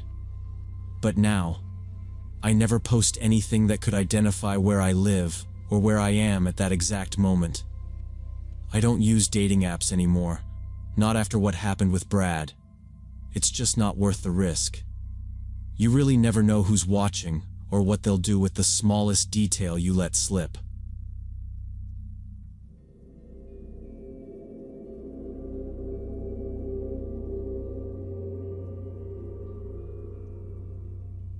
When I was 18, I decided to take a summer psychology course at the local community college. I figured it would look good on my applications, and honestly, I just wanted something to do for a few months. The college was only a 15-minute drive from home, so I'd get up in the morning, eat something quick, and get there before the parking lot filled up. The class was small, maybe 20 people, and the building was always freezing cold. That smell of old air conditioner and marker ink just hanging there. Most students kept to themselves, everyone tired and on their phones, barely talking between lectures. There was this guy in class, Kyle, who stood out from the very first day. He always came in late, sometimes blasting music from his phone with no headphones, and he'd just slide into a seat with this look like he didn't care what anyone thought. He skipped half the lectures, didn't even bother to bring a notebook, and he'd argue with the professor over things that didn't even matter. I remember him getting into it with Mrs. Anderson about something from the syllabus. Most students just ignored him. After the second week, I noticed that Kyle started watching me, not just in class, but in the hallway. At first, I thought I was being paranoid. Maybe he just looked in my direction because there was nothing else to see. But every time class ended, I'd gather my stuff and try to leave quick, and Kyle would already be out of his chair, standing by the door or leaning against the wall outside. It wasn't just once or twice. I started to realize he was always somewhere nearby as I left. He'd lean on the water fountain or mess with his phone, but as soon as I walked out, he'd fall in step behind me. At first, I thought it was just a coincidence. Maybe he parked in the same lot. So, I started changing up how I left. Some days I'd take the side stairs instead of the main entrance, or I'd hang back and wait until the hallway was clear before leaving. But no matter what I did, when I got to the exit, there he was, either ahead of me or coming up from behind. Sometimes he'd be waiting just outside, leaning on the concrete pillar, eyes on the sky like he was bored. I'd keep walking, pretending to look at my phone, but I could feel him falling in step. He never spoke at first, just walked at the same pace as me, a few feet behind. A month before things got really weird, there was this incident in the hallway where Kyle started screaming at the dean about something. I still don't even know what set him off. The whole building got quiet, everyone looking, and security showed up, but nothing happened beyond a warning. The next class, Mrs. Anderson kept giving him these wary glances, and a couple of students switched seats to get farther away. After that, most people avoided him. He didn't seem to care, but for some reason, he focused even more on me. Sometimes when I left, he'd actually speed up to catch up. Once, he was waiting by the vending machines as I came down the stairs. I kept my eyes down, walked straight to the exit, but he just started walking next to me like we were friends. It was subtle at first, just that weird feeling of being watched, but I started noticing little things that made my skin prickle. My name written on the corner of his desk in block letters, even though I never spoke to him. His car, an old white sedan with mismatched hubcaps, was always parked 2 rows over from mine, even on days when the lot was almost empty. It felt like he was tracking where I went. Some days, he'd wait at the main doors, arms crossed, and nod at me as I passed. Other times, I'd see him in the cafeteria, sitting alone but facing my direction, just staring blankly. The only time I heard his voice was during class when he'd mutter answers or laugh at something on his phone. I tried to avoid any contact, left quickly after class, changed up my route, but nothing worked. He always found me. If I took the long way around the science building, he'd still show up behind me. Even if I left 5 minutes late, he'd be waiting outside, pretending to text. Once I ducked into the library and waited for almost half an hour. When I came out, he was right there on the bench, scrolling on his phone, but his eyes flicked up as soon as I pushed the door open. That was the first time I felt real dread, like I couldn't shake him off, no matter what I tried. It got worse. Kyle started following me all the way to the parking lot after every class. It wasn't just walking the same way. He'd walk beside me, matching my steps, asking these weird questions that made me uncomfortable. He wanted to know about my car. "You drive the red Civic, right?" he asked once, staring at my keys. "Do you always park in the same spot?" Another day, "Is that your only car? Sometimes I see a blue one." He asked if I ever drove at night or early in the morning, what time I usually left campus, stuff that sounded normal at first, but kept getting more specific. I started wearing headphones so I wouldn't have to hear him, kept my phone out and pretended to be on a call. But he'd still talk. He never touched me, but he always walked just a little too close. Sometimes, when I glanced over, he was just staring straight at me, not blinking. His eyes were always flat, like he was waiting for something. The lot was big and always half empty by the time we left, so it was just me, him, and rows of cars. One time, I switched up which spot I parked in, hoping he wouldn't find me. But as I got close, I saw him already standing by my car, leaning against the hood. That's when I decided I had to say something. After one especially bad day, I went straight to Mrs. Anderson's office after class. I told her everything. How he waited for me, the questions about my car, the following me all the way to the lot. She didn't brush me off. She closed her laptop, asked for details, and promised she'd do something. The next class, she met me outside the lecture hall, kept her bag on her shoulder, and told me she'd walk with me to the car. Kyle was there, as usual, at the end of the hallway. When he saw Mrs. Anderson beside me, he didn't say anything, just stood by the door and watched as we walked out. The first few days Mrs. Anderson walked me to my car. It seemed to work. Kyle would hang back, just watching from a distance. I'd get in, lock the doors, and drive off while she waited to make sure I was gone. For the first time all summer, I almost felt safe. But even with her beside me, I could feel his eyes following us all the way across the lot. Kyle stopped coming to class for about 2 weeks after Mrs. Anderson started walking me to my car. At first, I kept expecting him to show up somewhere on campus, maybe lurking in the halls or waiting by the parking lot, but he was just gone. The first day he was missing, people actually whispered about it. A few students noticed he wasn't there and someone said maybe he finally got kicked out. I tried to focus on class and keep my head down, but every time I crossed the parking lot, I looked over my shoulder just in case. The first week went by, then another, and nothing happened. I started thinking maybe it was over, maybe he found someone else to bother, or maybe he just gave up. Then one morning, about halfway through class, I looked up and saw him sitting in the back row again. He looked worse than ever, hair greasy and sticking up in the back, clothes wrinkled like he'd slept in them.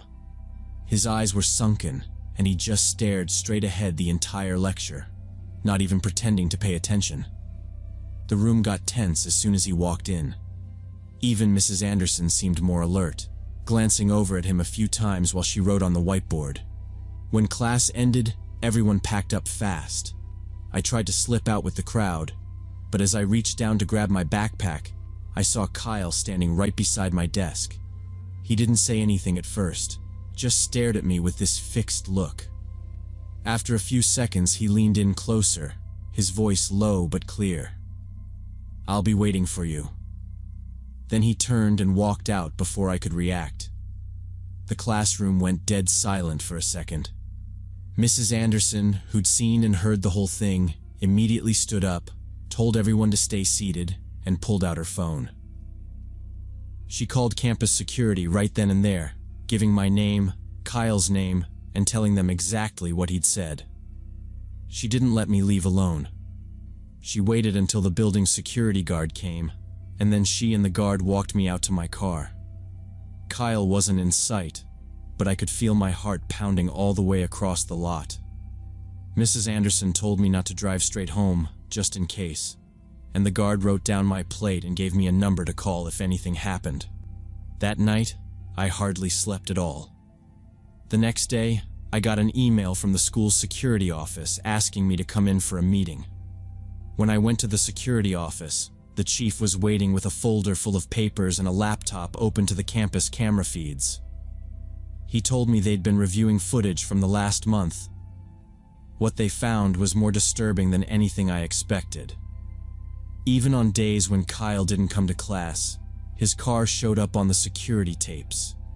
He'd park in different parts of the lot, always just a few spaces away from mine, sometimes getting out to look in my windows. They had video of him leaning close to the glass, cupping his hands around his face to see inside, then pulling out a small notebook and writing things down. They also noticed that Kyle had figured out my schedule for my other courses. There was footage of him hanging around the doors to my English class on Tuesdays, and by the science building on Thursdays, just standing off to the side or sitting on a bench pretending to read. Sometimes he'd leave for an hour and then come back, always checking his phone, watching the doors, never talking to anyone. When security checked with other students, they found out Kyle had been asking questions about me. what kind of car I drove, if I lived nearby, if I ever went to the campus gym, even what my parents did for work. No one had thought much of it until now. The administration decided he'd violated multiple parts of the Student Conduct Code, especially the ones about harassment and stalking. They called him in that afternoon and expelled him on the spot. The next day, security told me Kyle was being interviewed in the dean's office as part of the expulsion process. I didn't have to be there, but they let me know what was said. Kyle claimed he was just trying to be friendly, that he thought I was flirting with him by looking at him in class, or being nice, when I answered questions out loud. He told the security chief that he didn't understand why I was avoiding him, if I liked him so much. The chief explained to me later that this kind of delusion wasn't uncommon. People like Kyle often misinterpret totally normal behavior as some kind of signal or invitation, even when you do everything you can to avoid them.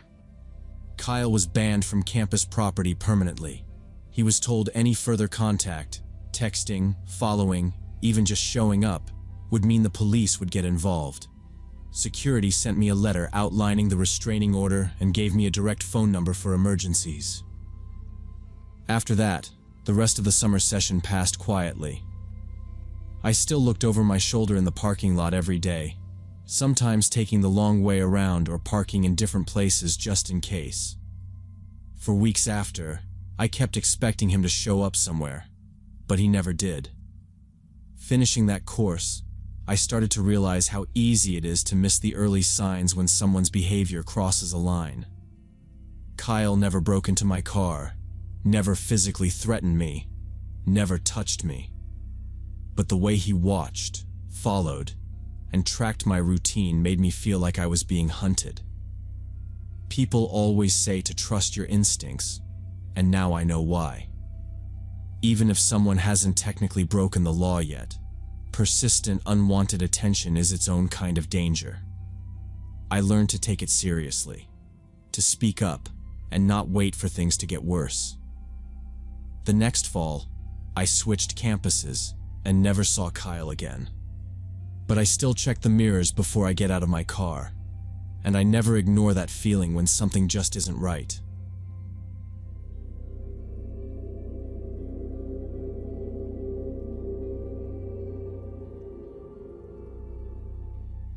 I was living in Chicago working as a graphic designer for a mid-sized company downtown. I'm blind, so I always had Rex, my German Shepherd guide dog, with me on my commute. Most days, things were pretty routine. I'd leave the office around 6:15, grab a coffee at the same shop on Adams, and catch the Green Line southbound. After so many rides, I knew the sequence of sounds the train made, the weight of the crowd, the way people shuffled around Rex or, sometimes, just ignored us completely. But that Thursday night was different. The weather was getting colder, I remember that, and my fingers were a bit stiff as I pressed the button on my phone to check the time. 6:29. The platform was busy, the usual after-work murmur and shuffling, and I could smell someone's fast food bag from a few seats down. I found an empty seat, guided by Rex's nose, and gave him the quiet command to tuck under the bench. I adjusted my coat and pulled my bag closer, just waiting out the ride.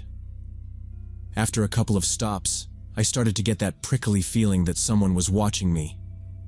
I know most people glance at Rex, especially kids or tourists, but this wasn't the same. I could feel the eyes on me, heavier, like the stare was sticking to my skin.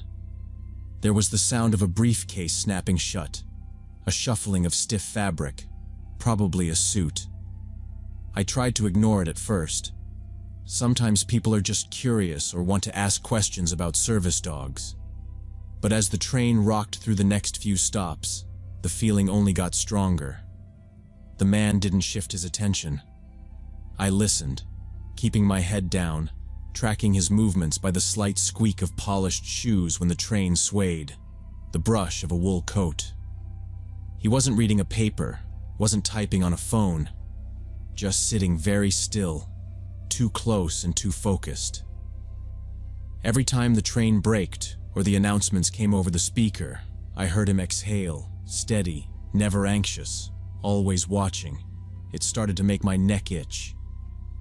The other commuters were wrapped up in their own worlds, scrolling or dozing or chattering in low voices, but I could tell this man wasn't distracted for a second.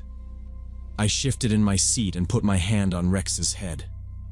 That usually makes people back off, or at least gives me a chance to check if they're going to start a conversation. But the man didn't say anything.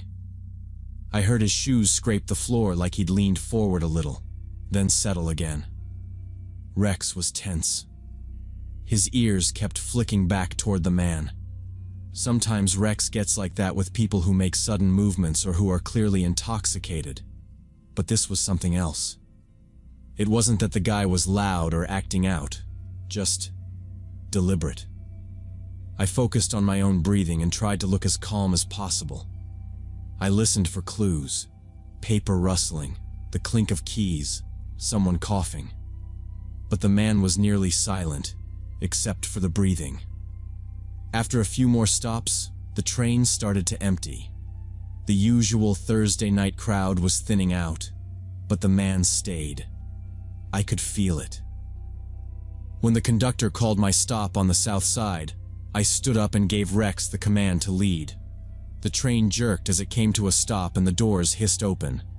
I moved down the aisle with Rex guiding me, trying to listen to who else was leaving.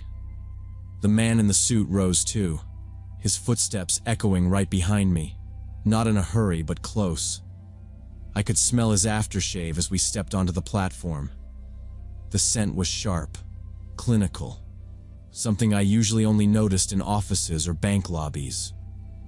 I waited at the top of the stairs for a second to adjust my bag and listen to the footsteps around me. The train rumbled off behind us. I could hear the man's shoes tapping the concrete, slower now. It was late enough that there weren't many people getting off at my stop. Usually, by this time, I recognized at least a few of the other commuters. But that night, I didn't hear any familiar voices. Just the sound of Rex's tags jingling, the man's shoes, and one other distant conversation. I didn't have to turn around to know he was following me off the train. He'd made it obvious enough on the ride, and now it seemed too perfect that he'd get off at my stop too, when I'd felt his eyes on me the whole time. It was dark outside, the kind of city darkness where the streetlights only light up little circles on the sidewalk. Rex waited for my command. I kept my pace steady, not hurrying, not slowing down.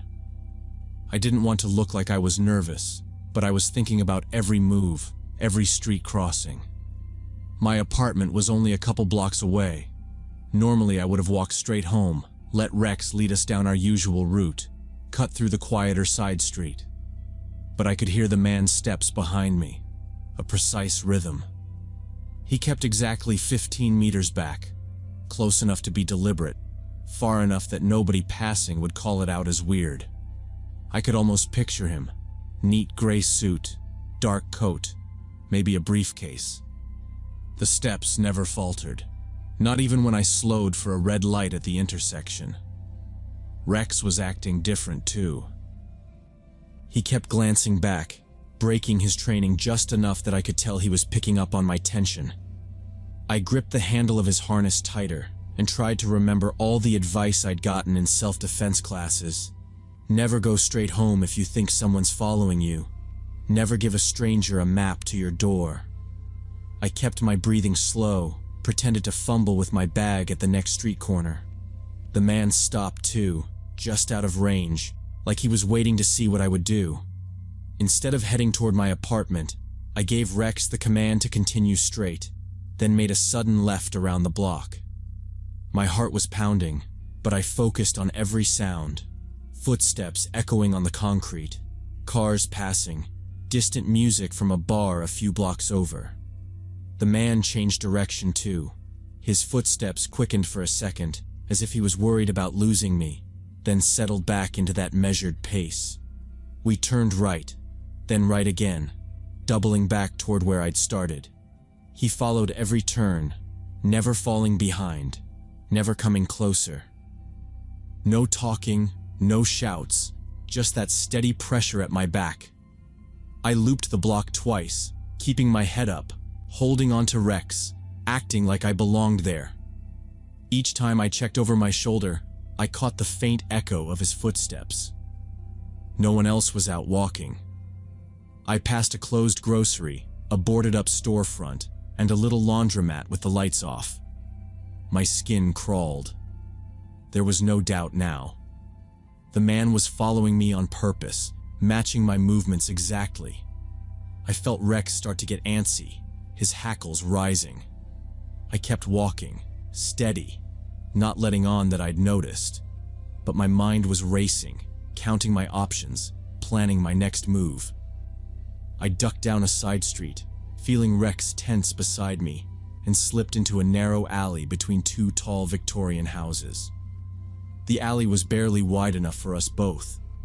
The ground was littered with broken bottles, trash, the scent of garbage and something chemical in the air. I pressed my back to the brick wall, sliding down until I was half crouched in the shadows. Rex pressed up against my leg, silent and alert. I listened for footsteps, hoping he'd just walk past, but I could hear his shoes scrape the sidewalk. He didn't keep going. He stopped right at the entrance, just out of my view, and I could hear the soft jingle of metal. I fumbled my phone out of my pocket and, by muscle memory, activated Rex's harness camera. The screen was shaky in my hand as I aimed it back toward the street. I could see him now, illuminated in the thin glow from the alley's entrance. A middle-aged man in a gray suit, briefcase on the ground. He bent down, reached inside his bag, and pulled out several small metal tools. They glinted in the light, thin rods, hooks, and tension bars.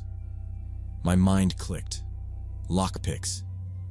He started organizing them in his hand, checking each one like he was used to this, like he'd done it 100 times before. My hands started shaking. This wasn't just street harassment. He wasn't just a creep. He was preparing for something, maybe to break into one of the houses, or even my building if he figured out where I lived. I held my breath, trying not to make a sound, and felt the bricks digging into my back. Rex didn't move except for a single twitch of his ear. The man stood there, glancing up and down the street, waiting. Every second stretched out longer than the last. Finally, he stuffed the tools back into his bag, crouched low, and peered into the alley. I held my phone up, hoping the screen wouldn't give us away. I watched him on the video feed. He moved like he was thinking about coming in after me. I slid my finger across my phone screen and opened the emergency app I'd installed last year. I tapped the silent call button. The screen shifted to text mode, dispatch. I typed fast. Blind. Hiding. Man outside alley. Looks like break-in tools. Please send help. Within seconds, a reply popped up. This is 911. Stay calm. Police en route. Officers 7 minutes away. Stay hidden if possible. I glanced back at the video.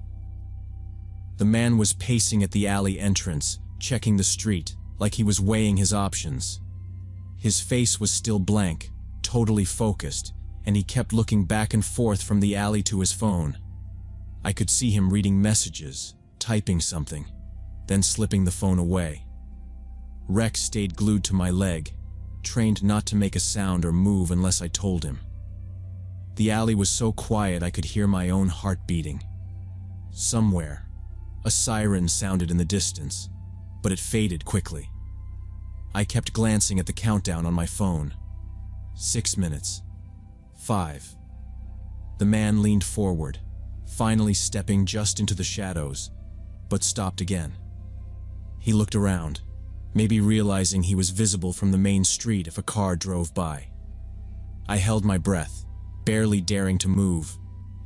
The only sound was a drip from a busted gutter and the low hum of the city. For a few seconds, the man just stood there, indecisive. Then he straightened up, stuffed his hands into his pockets, and walked away at a fast, controlled pace. I waited another 30 seconds, watching the camera feed, before letting out a slow breath. Rex finally relaxed a little. I typed another update for the dispatcher. He just left, still hiding.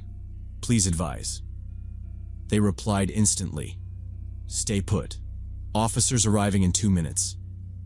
I pressed my back against the wall, listening, my whole body tight.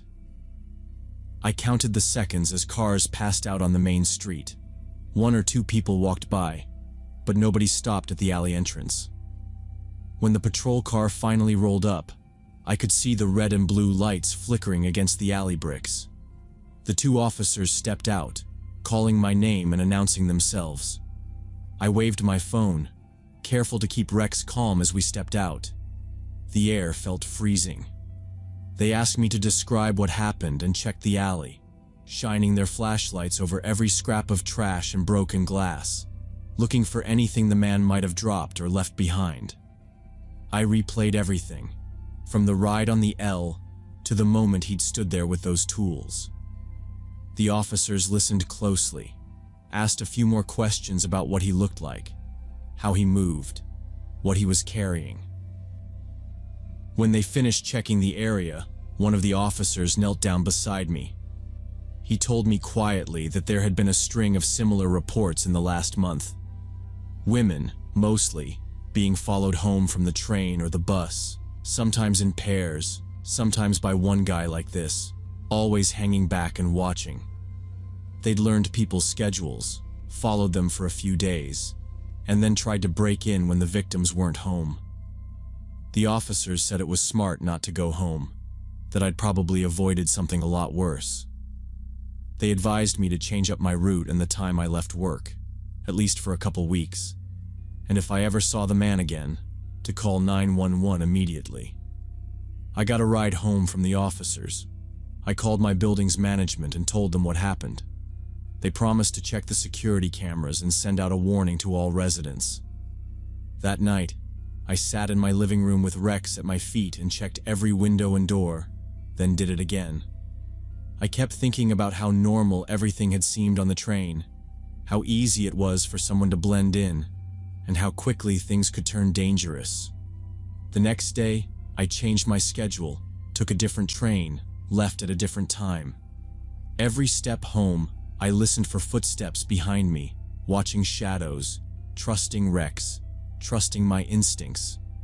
I realized that night that you never really know how close you are to danger until it's right on top of you, and that it's better to act on a hunch than ignore what your instincts are screaming. I always trust Rex, but from then on, I started trusting myself too.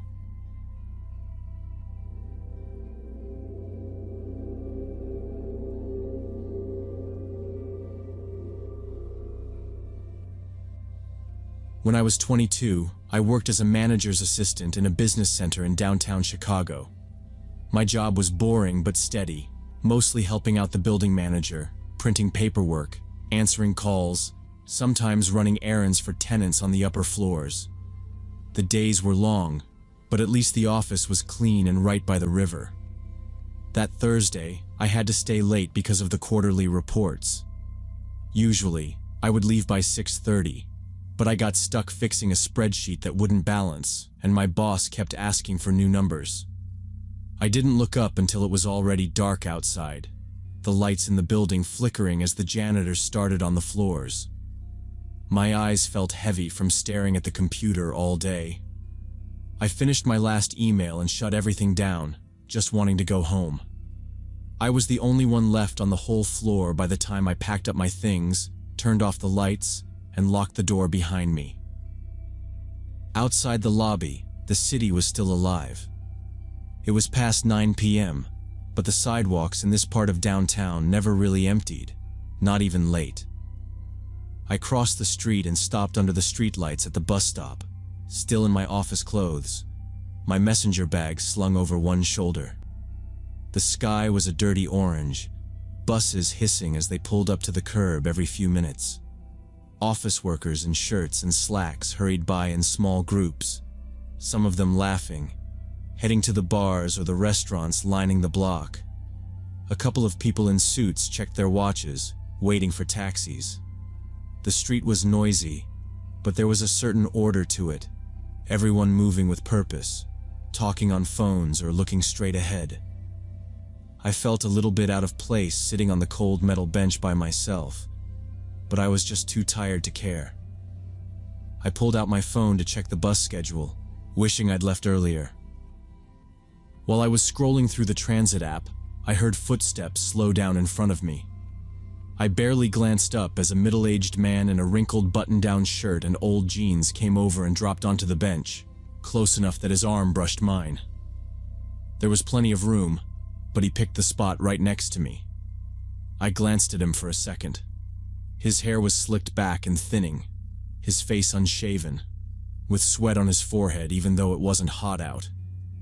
He sat heavy, his shoulders sagging, and didn't seem to notice me looking at him. I kept my phone out, pretending to be busy, but I was aware of him in that way. You notice someone who's a little off in a crowded place. He smelled sour, like sweat and cigarettes, and he kept sighing loudly, shifting his weight so the bench creaked under us both. After a minute, the man leaned over and started talking at me, his voice rough and too loud for the crowded street. He reeked of beer, the sour stench filling the space between us. He started right in with complaints, saying, "My boss is a prick, you know? Whole place is going under. Nobody there knows what the hell they're doing." He paused to sniff, then kept rambling about his job, his problems, how he should have been promoted years ago, how his co-workers were all idiots. He didn't look at me as he talked, but he made no effort to lower his voice, words slurring just enough to show he'd been drinking a while. I nodded a little, staring down at my phone, but he didn't need any response to keep going. He started cursing, his hands moving as he talked, waving a half-crushed soda can for emphasis. Without warning, he reached over and put his hand on my shoulder. His palm was clammy, and I jerked a little, pulling away as politely as I could. I shifted to the other end of the bench, putting some space between us. The city noise felt sharper all of a sudden, the headlights of cars swinging past and the drone of traffic making it hard to focus. He just scooted closer, his thigh pressed up against mine, closing the gap as if he hadn't noticed I'd moved. He kept talking louder, voice rising over the traffic, spitting complaints and bad jokes. Every minute or so, he would lean over again, grabbing at my wrist, squeezing my hand as he made some bitter point. I tried to pull my arm back, but he gripped harder for a second before letting go, looking out at the street like nothing was wrong. I looked around, hoping maybe the next bus would show up, but it was still a few minutes away according to my phone. I felt trapped on the bench, surrounded by people but with nobody really paying attention. Cars rolled past, people kept walking by, but nobody stopped or looked over at us. I thought about standing up and walking away, but I didn't want to make a scene. It was a busy intersection, and I felt like if I just waited a minute longer, he'd get bored and leave.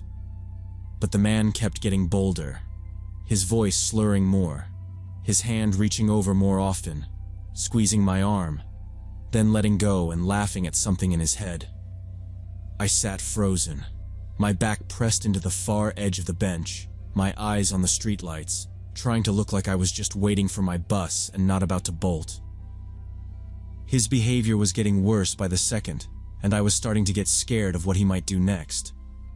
The man's grip tightened on my wrist, his fingers digging in enough that I felt the pressure through my sleeve. He leaned closer, breath heavy with alcohol, and said, "You look like you need a drink. Let's go. I know a place right down the street. They got good prices. We'll have a couple, talk about work. Come on." I tried to pull my hand back, but he squeezed harder, his thumb pressing into the side of my hand. He kept repeating, "Come on, just one drink. Don't be rude. We're both alone, right?" What's the big deal? His voice was getting louder, attracting a few glances from people walking by, but nobody stopped. I tried to twist away, saying I had to get home, but he just laughed and said, "It's not that late. You can text your friends and tell them you're with me now." I looked up and down the street for anyone who might help. A group of young professionals, 3 women and 2 men in crisp shirts and lanyards, came out of a glass office building across the intersection. They were talking and laughing, and for a second I made desperate eye contact with one of them. A woman in a blazer who looked right at me, then quickly looked away.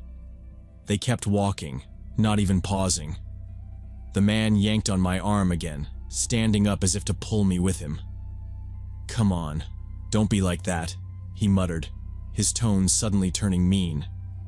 He leaned in, his face close to mine, and hissed, "Don't embarrass me out here."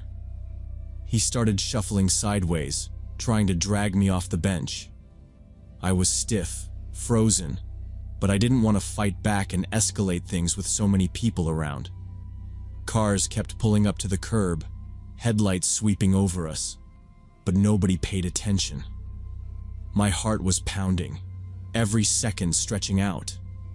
I was about to shout for help when suddenly, out of nowhere, a woman about my age stepped out of the crowd and walked straight up to us. She had a short brown bob, a business suit, and a purposeful stride. She didn't even look at the man. She locked eyes with me and gave a huge, bright smile like she was greeting a close friend. "Jess, finally. Everyone's already waiting for us at the restaurant. It's Mike's birthday, remember?" Her voice was cheerful but direct, and she reached for my free arm. I hesitated only a second before she gripped my elbow with surprising strength and started pulling me up from the bench. The drunk man's hand slipped off my wrist as she stood between us, putting her body in the way.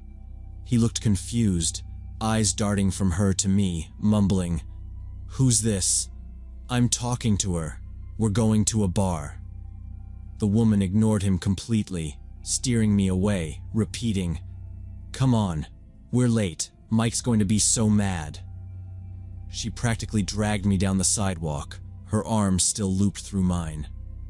We walked fast, the city lights flashing past us, the noise of the street washing over. I glanced over my shoulder, but the man hadn't followed. He stood by the bench, looking back and forth as if he couldn't decide what to do. I didn't say anything for the first block, just kept walking quickly, trying to match the stranger's pace. We turned a corner and the bus stop was out of sight.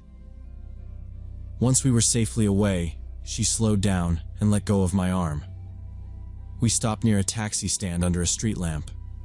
She turned to me and said quietly, "Are you okay? He was grabbing you and you looked terrified. I figured you needed an out." She tucked her hair behind her ear, still scanning the street behind us. She explained that she worked in a nearby office and recognized me from the building lobby a few times. She'd seen the whole thing from across the street, watched as the man kept touching me, and decided to step in. "Sorry if I startled you. I just thought you needed a reason to get up," she said.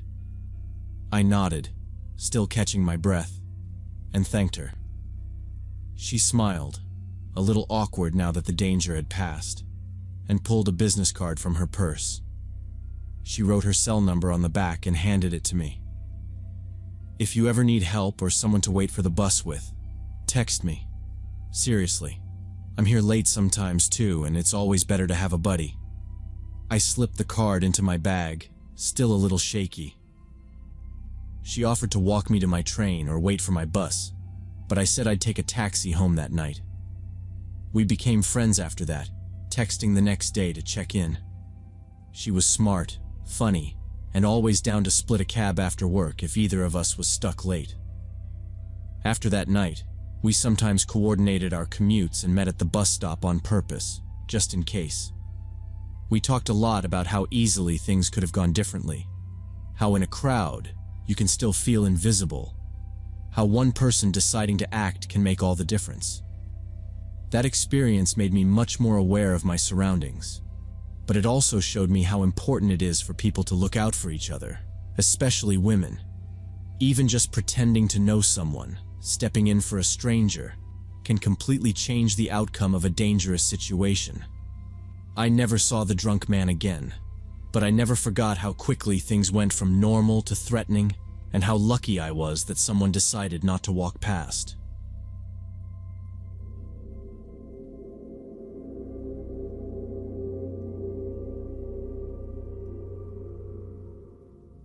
When I was 16, my aunt took me to this huge shopping complex outside town. She wanted to buy a new laptop, and there was this place about an hour away with way more options than anywhere local. We left right after breakfast on a Saturday. The drive felt long, mostly highway, and then a bunch of strip malls before the main building. The parking lot stretched in all directions. It was the kind of place where you had to memorize which section you left the car in, or you'd never find it again. Inside, the complex was all bright lights and glass storefronts. It was built like a giant rectangle with 4 levels. Each floor had wide open walkways and high railings you could look over to see the shops on the next floor down. The air smelled like soft pretzels and fried chicken from the food court. There were stores everywhere and people in every direction, but nothing felt crowded because of how big it was. My aunt led the way straight to the electronics store. She walked fast and seemed like she had a plan. When we got inside, she pulled out a little notepad from her purse with 3 different laptop brands and prices written out. She was one of those people who had to check everything before she bought anything, so I knew she'd be a while. I hung around with her at first, looking at the phones and gadgets, but it got boring pretty quick. She waved me away after a few minutes, saying, "Go do your thing. Meet me back here in an hour, okay?" She handed me a folded 20 and told me to grab some lunch if I wanted. I left the electronics store and headed out toward the main walkway. The escalators were lined with signs for stores on each floor. I took the one going up, standing still and watching people pass by in the opposite direction. The second floor was mostly clothes and home goods, and I almost got off, but remembered there was a bookstore 2 floors up. The ride gave me a good look at the big glass walls facing the parking lot, full of sunlight and the sound of people talking everywhere. At the 3rd floor, I stepped off and followed the map signs. The bookstore was right at the corner near the escalator. It had giant windows on 2 sides and a big red banner about summer reading. There were tables stacked with new releases right near the entrance and shelves for different genres along the walls. I felt a little relief walking in. The store was quieter, cooler, with that new book smell. I made my way straight to the fantasy section. They had a display for the latest bestsellers, and I picked up a thick paperback with a dragon on the cover and started reading the back. I drifted between shelves, looking at the covers and checking out the staff picks table.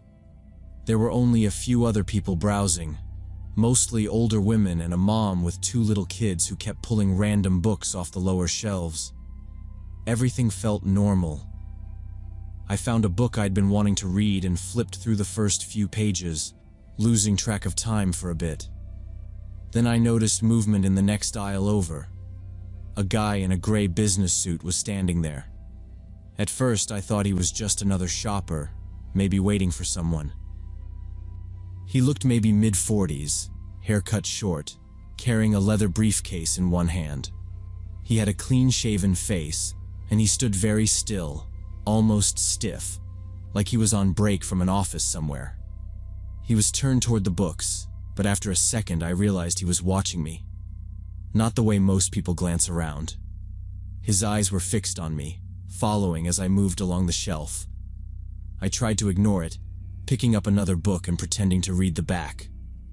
When I slid a little further down the row, I saw him in my peripheral vision do the same, drifting just a few feet behind, pretending to look at book spines. I shifted to the next section, passing in front of the cash register where the clerk was typing something at the computer. I glanced back. There he was again, maybe 20 feet away, holding a book in one hand but never turning the cover toward himself. I put the book back on the table and walked toward the nonfiction aisle, just to see what would happen. The guy didn't follow immediately, but after a few seconds, I caught him moving behind a shelf, lining himself up to keep me in view. My heart started beating faster, and I tried not to show that I'd noticed him. I thought maybe I was imagining things, but every time I moved, he shifted too. I decided to test it for real. I walked quickly past the registers toward the exit. I didn't look back at first, just kept moving, weaving through the tables of cookbooks and calendars. When I reached the glass doors, I risked a quick glance behind. He was following, still 20 feet back, but this time not even pretending to browse. He kept his eyes on me, walking at a steady pace. I felt my stomach drop. I'd heard stories about this kind of thing happening, but it had never happened to me. I stepped out of the bookstore into the wide hallway and walked fast, glancing at the crowd to see if anyone else noticed. The guy didn't speed up, but he came out of the store a few moments later, still trailing behind. I didn't want to wait around. I moved toward the escalator, forcing myself not to run, and got back down to the second floor. I walked in the direction of the electronics store, searching for my aunt in the crowds of people. I found her still standing by the rows of laptops, talking to a young guy in a blue polo shirt with a store badge. There were open boxes and price tags everywhere. She was asking about warranty details, pointing at one of the screens, and I just kind of hovered next to her. I didn't want to seem weird or make a scene, so I kept my mouth shut and pretended to be looking at the headphones and phone cases near the entrance. Every so often I glanced behind us, checking the other shoppers. Everything felt normal, just noise and people comparing electronics. But I couldn't relax. After a few minutes, I caught a glimpse of gray out of the corner of my eye. The guy from the bookstore walked in, not fast or anything, just casual, but he definitely looked around right away. He wandered past the TVs on the left, hands in his pockets.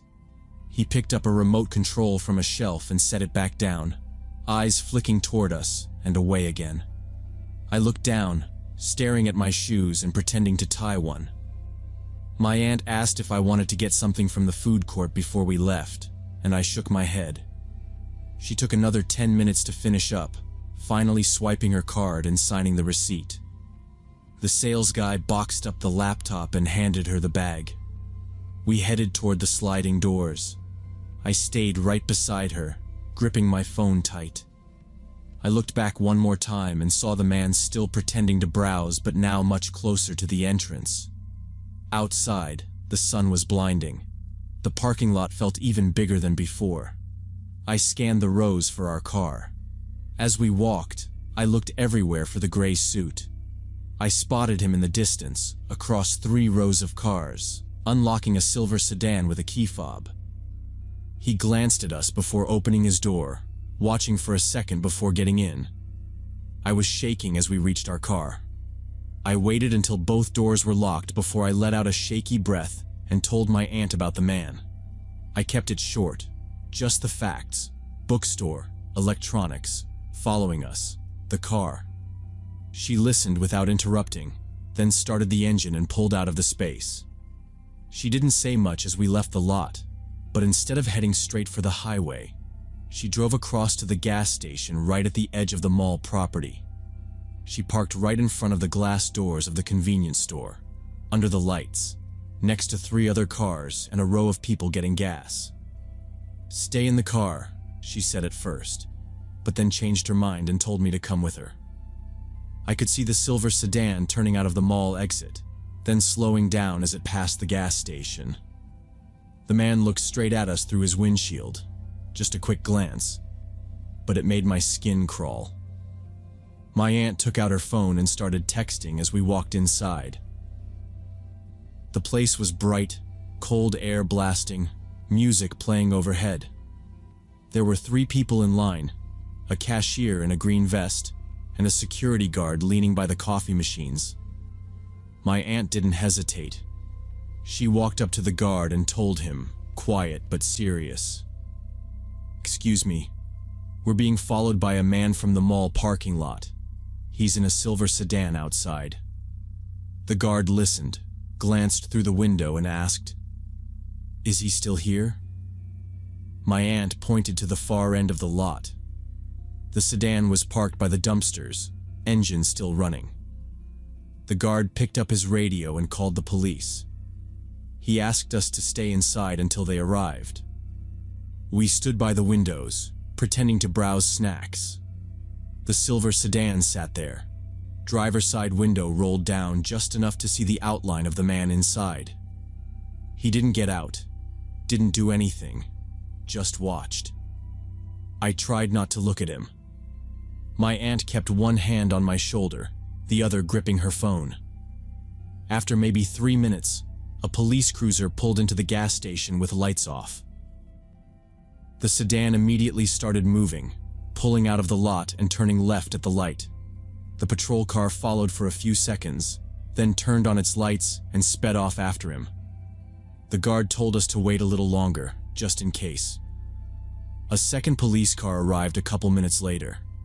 An officer came inside, asked us what happened, and took down everything we said. He was calm, wrote it all out, asked for descriptions. My aunt gave him the make and model of the car, the first 3 digits of the license plate, everything she'd noticed. They wrote my name and phone number down, then told us we could leave when we felt safe. I watched the street through the windows, but the silver car was gone. The drive home was quiet. My aunt kept checking her mirrors the whole way. My hands wouldn't stop shaking until we pulled into our own driveway. That night, I barely slept. Every time a car went by outside, I thought it was the silver sedan. 2 days later, a police officer called our house. He told my aunt they'd checked the security cameras from the mall and the gas station. They'd matched the license plate and description to a man who was already in their system, a convicted sex offender, out on parole for the last year. He'd been arrested that morning at his apartment, taken in for questioning, and charged with violating parole for approaching minors. The officer said he'd probably stay in jail for a long time. He told us we did the right thing by going somewhere safe and reporting it. After that, every time I was in a crowded place, I kept checking faces, watching people in case something like that happened again. Sometimes I still wonder what would have happened if my aunt hadn't listened, if she'd just shrugged it off and we'd gone straight home. But I don't think about it for long.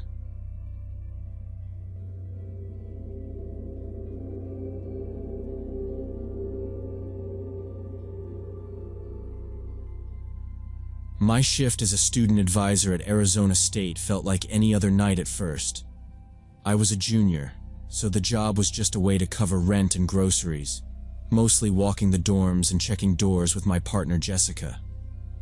The campus was always quieter after 10, and we were both half watching the clock, waiting for midnight so we could go back to our rooms. The hallway lights in the freshman dorms always flickered a bit, and the tile floor echoed with every step.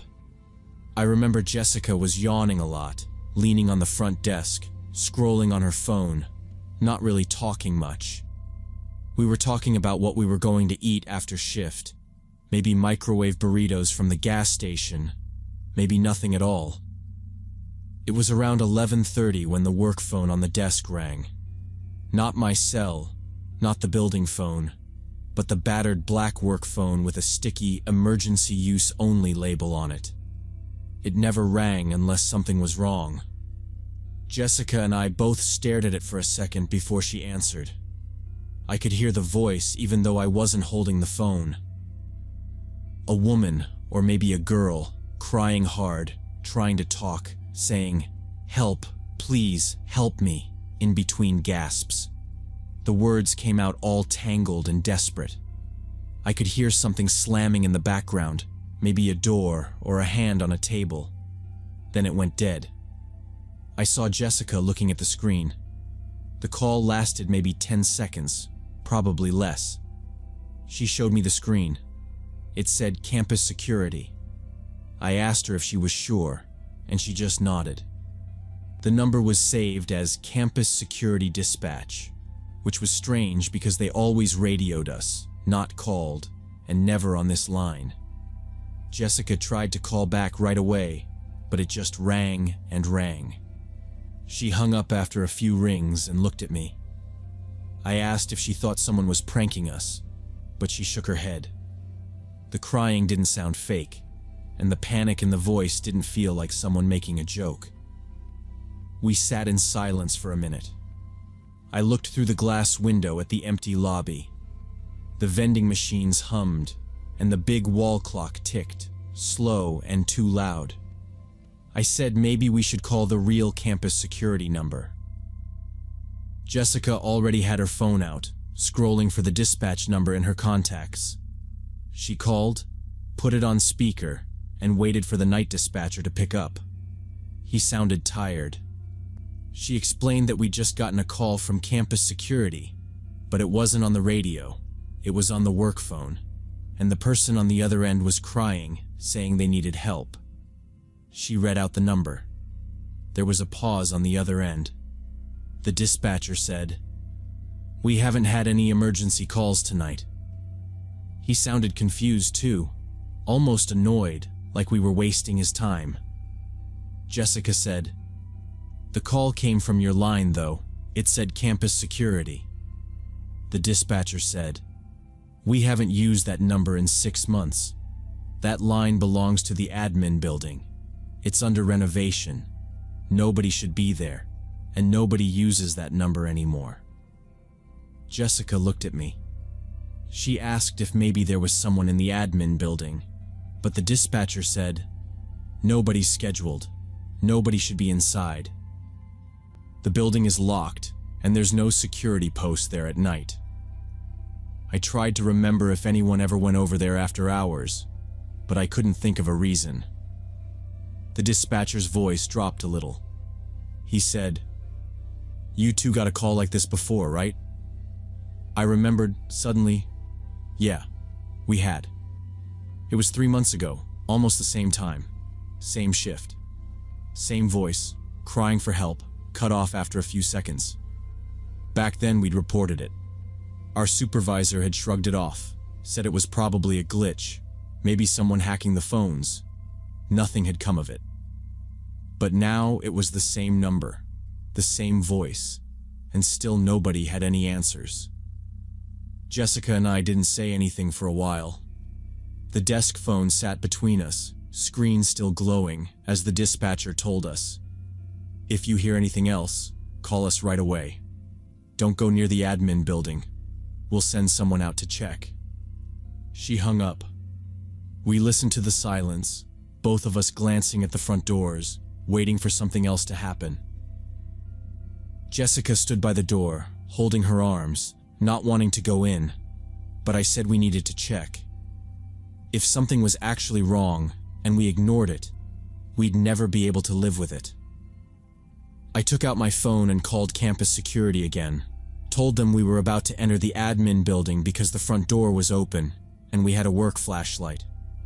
The dispatcher told us to be careful, that they'd send a patrol car, but it would take time.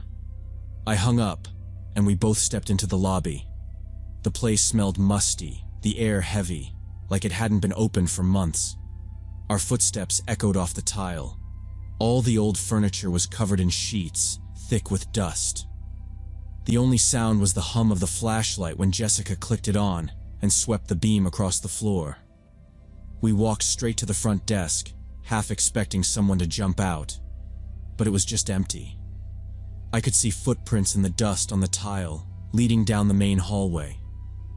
The glass doors to the offices were mostly closed, but the light from the flashlight caught on smudges and handprints. Jessica kept whispering that we should leave, but I kept going, turning down the hallway to the old student affairs wing. The whole building was dark, silent except for the low buzz of our shoes scuffing the dirty linoleum. It felt colder in there than it should have. The only light was from our flashlights and a little glow coming from an exit sign at the end of the hall. At the end of the hall, in the old student affairs office, we found a table with an office phone on it. The phone was still plugged in, cord tangled and dusty. But when Jessica picked up the receiver, there was a dial tone. She looked at me, then pressed in our work number. After a second, my phone in my pocket started to ring. I pulled it out and saw the same campus security ID on the screen. Jessica hung up. We just looked at each other. Whoever had been calling us had been using this phone. The office didn't look like anybody had been there recently, but in one of the corners was a crumpled sleeping bag and some food wrappers, fast food cups, and an empty water bottle. It didn't smell great. We checked a few more rooms. One had a pile of old textbooks, another had some empty cans and a plastic bag full of clothes. It was obvious someone had been living there for at least a few days, maybe longer. It wasn't just a place to sleep. It looked like they were trying to stay hidden. Jessica said, "Let's call security now." I agreed. We stepped back into the hall and called the dispatcher, told him what we'd found. He said to stay put, that a patrol would be there in a few minutes. We waited by the front door, not talking, watching for movement. The only sound was the faint buzz of the streetlights outside and the distant echo of cars on the highway. The security officers showed up fast, flashlights and radios out, asking us to wait outside while they searched the rest of the building. They didn't find anyone inside, but one officer said the basement door had a busted lock, easy to pry open. There were more food wrappers and some blankets down there. It looked like whoever had been inside left in a hurry. The officer said it was probably someone homeless using the place as shelter. The phone was an old line that never got disconnected when the building was shut down. The officer figured the person was trying to call for help, maybe by accident, and when we answered with unfamiliar voices, they panicked and hung up. Security locked up the building tight after that, fixing the locks, checking all the windows. They said they'd send someone by every night for a week, just to be sure. We never got another call from that number. Nobody ever came forward. After that, Jessica and I were more careful on rounds, always checking the doors, never ignoring anything weird. I thought about how scared we'd been, thinking something terrible was happening, when it was just someone looking for a place to sleep and maybe a way to call for help.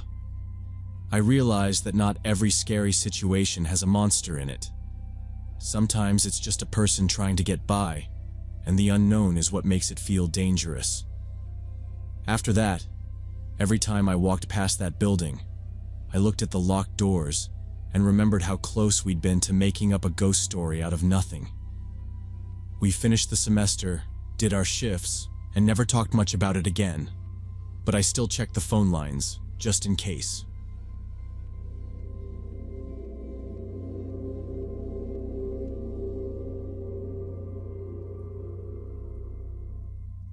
When I was 10, my family took a trip to this big water park outside Atlanta. We'd never done anything like that before. My mom packed a cooler with sandwiches and juice boxes, and my dad had already scoped out a spot near the main entrance before we even paid to get in. It was crowded, noisy, people everywhere, families dragging towels and floaties, the smell of chlorine and hot asphalt heavy in the air. My sister Emma was 12, old enough that she was constantly annoyed about being stuck with me, but still too young to be left alone, so we were told to stay together, at least at the start. We left my parents near their lounge chairs, their bags stacked around them, and pushed through a mess of other kids and parents toward the water slides. Emma wanted to try the tallest slide first, but the line was so long it wrapped all the way around a fake rock wall, so we decided to start with the lazy river. The lazy river looked easy enough. Slow current. Dozens of kids drifting by on tubes, some adults hanging their legs off the sides. We grabbed a couple of blue inner tubes from the big pile near the stairs, stepping around puddles and cold drops that dripped from the rails overhead. The water was colder than I thought, and I almost slipped on the first step. Emma just shook her head and told me to keep up. We pushed off from the wall, letting the current take us, weaving between groups of teenagers and families with toddlers squeezed in between them. For a while, it was fun. There was music playing from hidden speakers, and we passed under bridges where kids splashed down from slides above. But after a minute or two, the current started to get stronger. There were these little jets in the corners that sped everything up. At one turn, a family bumped into us, and I spun around, lost sight of Emma for a second. She was a few feet ahead, then behind, then suddenly gone. Her tube sucked around a curve while I drifted past a bunch of bigger kids splashing each other and yelling. I called her name once, but nobody noticed. For a minute, I just let myself float, figuring I'd see her again at the next bend. The river made a big loop around the whole park. Sooner or later, we'd end up in the same spot. I didn't feel scared yet, just annoyed. My hands started to wrinkle from the water. I could still see the entrance every once in a while, the cluster of beach towels and umbrellas, but Emma was gone. The crowd kept changing. I passed groups I hadn't seen before, some laughing, some quiet, a couple of teenagers messing around and almost tipping each other out of their tubes. I started to get a weird feeling, not really worried, just like something was off. The sun kept ducking behind clouds, and every so often, a whistle blew and a lifeguard yelled at someone for standing up or pushing another kid. I started paddling with my hands, trying to speed up, looking for Emma's brown hair or her blue swimsuit. After another full loop, still nothing. I floated past the exit stairs, half expecting her to be waiting, arms crossed, mad. She wasn't there. I tried to remember what my parents said. Meet back at the lounge chairs if you get separated. But the river was packed, and it didn't seem that hard to just keep floating and try again. I didn't feel scared, but I did start to notice the way some of the older kids looked at me. Me, by myself, smallest kid in the crowd, clinging to the edge of my tube. I stopped laughing at the music. Every few minutes, the current would grab my tube and spin it sideways, or someone else would bump me and keep going, not even looking back. My arms ached from trying to paddle upstream. I drifted under a bridge, and for a second, everything felt quieter, like I was the only one there. That's when a man's hand grabbed my tube and held it steady. I looked up and saw this middle-aged guy, thick arms, sunburned shoulders, a faded blue cap pulled low over his eyes. He smiled, said, "Hey there, you look like you need a bigger tube." I didn't say anything, but he kept talking, reaching down to help me climb onto a double inner tube he'd pulled over from the side. His hands were rough, big knuckles, nails bitten short. I told him I was fine, but he just laughed and said, "It's easier with two, trust me. I used to bring my own kids here all the time." He settled into the tube next to me and started talking, mostly about how he'd noticed me floating by myself, how he remembered when his kids were my age. He asked if I wanted to go around the river again or if I liked the big slides. I just shrugged, not sure what to say. He started telling me about his house, not far from here, on a lake. Said he had jet skis and a boat, and a big room full of video games and snacks. "Kids love it out there," he said. "All the newest games, you wouldn't believe it." He asked if I liked Mario Kart. I nodded, but I didn't say anything else. We floated past the lifeguard station, and I tried to look for Emma, scanning every face, hoping she'd see me with this guy and maybe come over. But I didn't see her. The man kept talking, never really stopping to listen to me. He asked if my parents ever took me fishing, if I liked camping, if I liked swimming in lakes instead of pools. I just answered with short yes or no, hoping he'd stop. But he started listing all the stuff he had at his lake house: ATVs, a dock, even a paddle boat. "I bet you'd love it," he said. "Maybe your sister too, right? You got a sister?" When we reached the exit, he helped me out of the tube, holding my arm as I climbed up the slippery steps. I tried to move away, but he held on, smiling. "Come on, let's go try the big slides," he said. He pointed toward the tallest slide in the park, the one Emma and I skipped earlier because of the line. "It's the best ride here, you can go double." I tried to say I needed to find my sister, but he waved me off, said, "We'll just go once, then you can look for her. The line goes fast." He led me over to the base of the slide, steering me around other people, one hand on my shoulder. I glanced around, searching for Emma, for my parents, for any face I recognized. But the crowd was thick and loud. The man kept talking, telling me about the view from the top, how you could see the whole park, even the parking lot. "Don't be nervous," he said. "I'll go with you." I hesitated, but he was already moving forward, guiding me into the line, standing right behind me so close I could smell his sunscreen and sweat.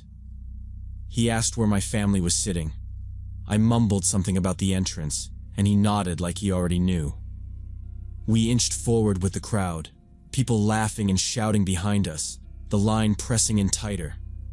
I looked up at the huge slide, the bright blue plastic curving into the sky, and wondered how long it would take to find Emma. The man nudged me forward, still talking about his lake house, and I tried not to listen as we got closer to the front of the line. While we waited in line for the big slide, I noticed the man kept shifting his weight back and forth, glancing around like he was waiting for someone or something. He tried to keep talking about his lake house, dropping little details about boats and games and how much fun I'd have there. Every so often he'd crouch down like he was looking for something in the water, then suddenly dive all the way under. The water wasn't even that deep, just enough to cover his back, but I felt his hands bump into my legs.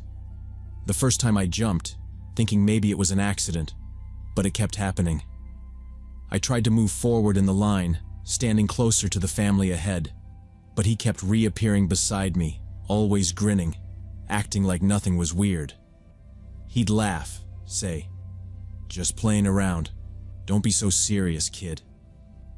I tried to ignore him, staring ahead at the stairs to the top of the slide, but my skin prickled every time I felt him get close. The line moved slow.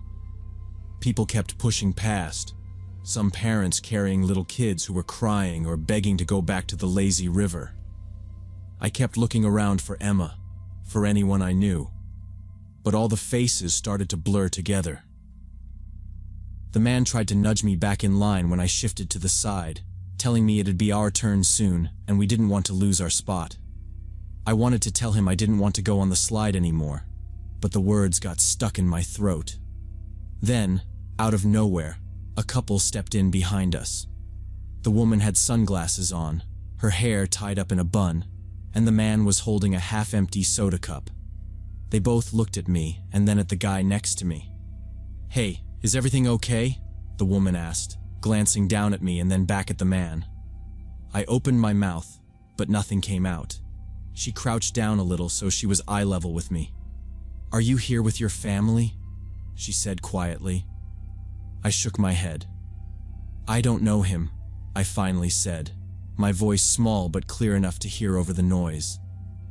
The man's expression changed.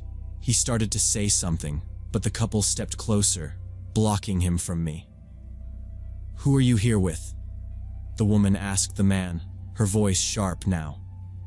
He shrugged, looking away, and mumbled something about meeting friends, but he didn't make eye contact.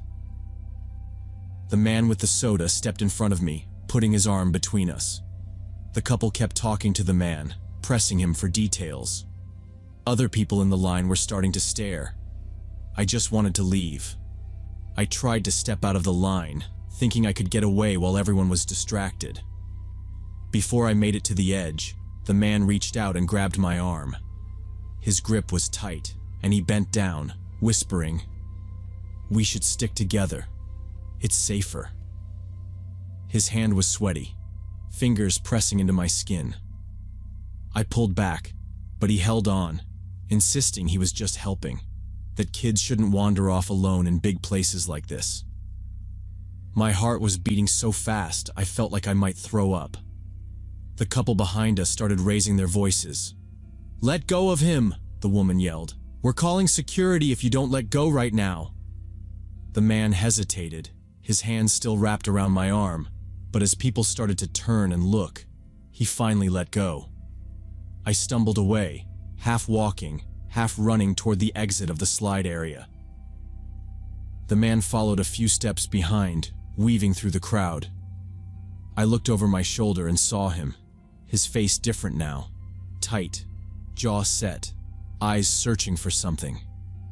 I was scared, not sure what he'd do next, but I kept moving, squeezing between adults and kids, not looking back again. When I got near the exit, I broke into a run, nearly slipping on the wet concrete. I didn't stop until I saw the cluster of lounge chairs near the main entrance, the same spot where my parents were sitting when we first got there.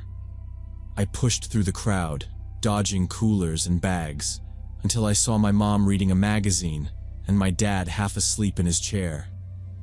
I sat down on the towel next to my mom, shivering even though the sun was hot on my back. She looked at me and asked if I was okay. I just told her I was tired and didn't feel like swimming anymore. She asked if I wanted a snack, but I shook my head and sat there, knees pulled up, staring out at the water. I didn't tell my parents what happened. I didn't know how to explain it, didn't want to make a scene or get in trouble for leaving Emma. My dad offered to walk me back to the snack bar, but I told him I wanted to stay put. I watched people come and go, keeping an eye out for the man from the lazy river, but I never saw him again. My hands were still shaking a little. About an hour later, Emma showed up, hair wet and eyes rolling, saying she'd been at the kiddie pool and got a free popsicle from one of the lifeguards. She asked where I'd been, and I just shrugged, saying I got bored waiting for her. My mom fussed about us sticking together, but she didn't seem worried. I sat there for the rest of the afternoon, just watching people, staying close to our stuff. We packed up before the park closed, loaded the cooler back into the car, and drove home with the radio on, nobody talking much. I didn't think about the man for a long time. It was only years later, looking back, that I realized how close something bad could have happened. I thought about that couple stepping in, how they didn't ignore me when I looked scared. I never told anyone the whole story, not even Emma. But sometimes when I'm somewhere crowded and a stranger tries to get too close, I remember that day at the water park. I learned to trust that feeling in my gut, even when I can't explain why something feels wrong.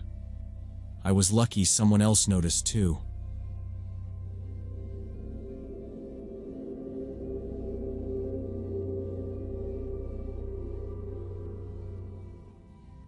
I had planned the trip for weeks. Me and 3 other guys from college rented a cabin up in Rocky Mountain National Park as sort of a way to blow off steam after finals. We all had big plans, hiking, fishing, nothing crazy, just a long weekend off the grid.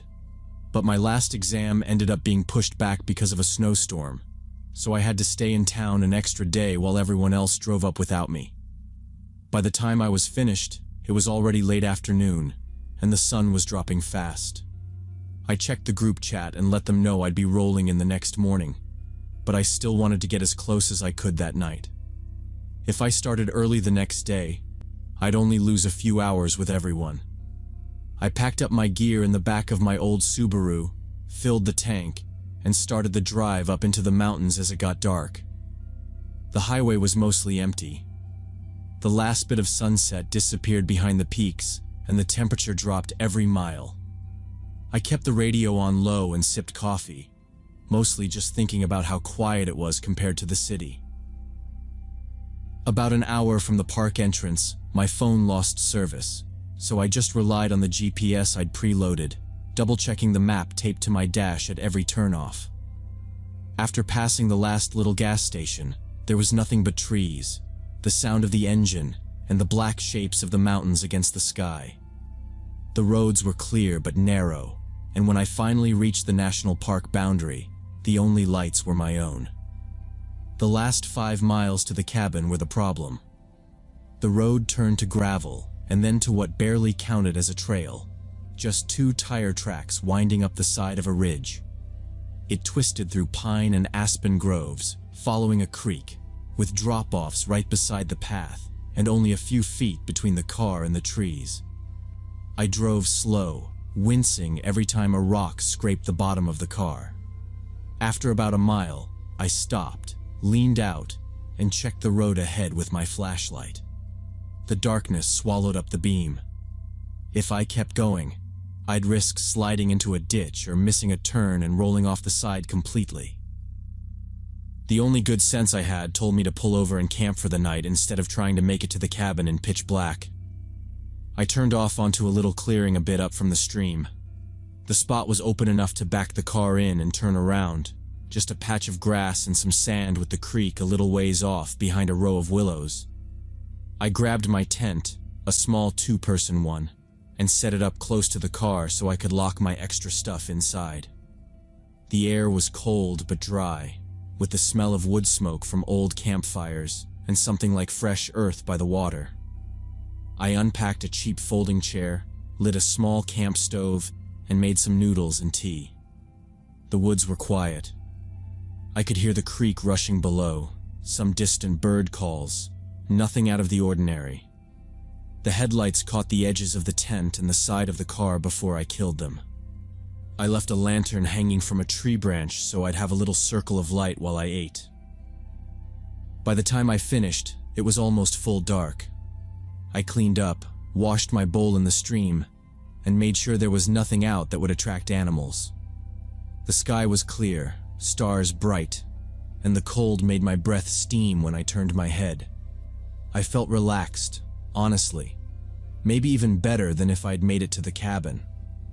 I checked the zipper on the tent twice, walked the edge of the clearing with my flashlight to see if there were any signs of other campers, but the ground was untouched except for my own footprints and a few tracks from deer or elk along the water. I tossed my phone into my sleeping bag, knowing I wouldn't get any messages till morning, and sat on the log by the fire ring, staring into the darkness. It was silent, except for the creek and a breeze moving through the high branches. Every once in a while, I'd hear a single twig snap or the flutter of wings, but it was all normal sounds for the woods.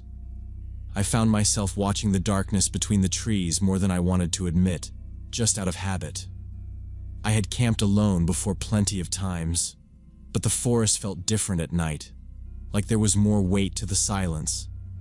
I didn't let it bother me. I sat there until the chill started to get in my bones, then crawled into my tent, zipped myself up tight, and lay listening to the wind and the water until I drifted off. I woke up sometime later, not sure how long I'd been asleep. My watch said it was just after 9. I could see my breath in the beam of the little lamp clipped to the tent roof.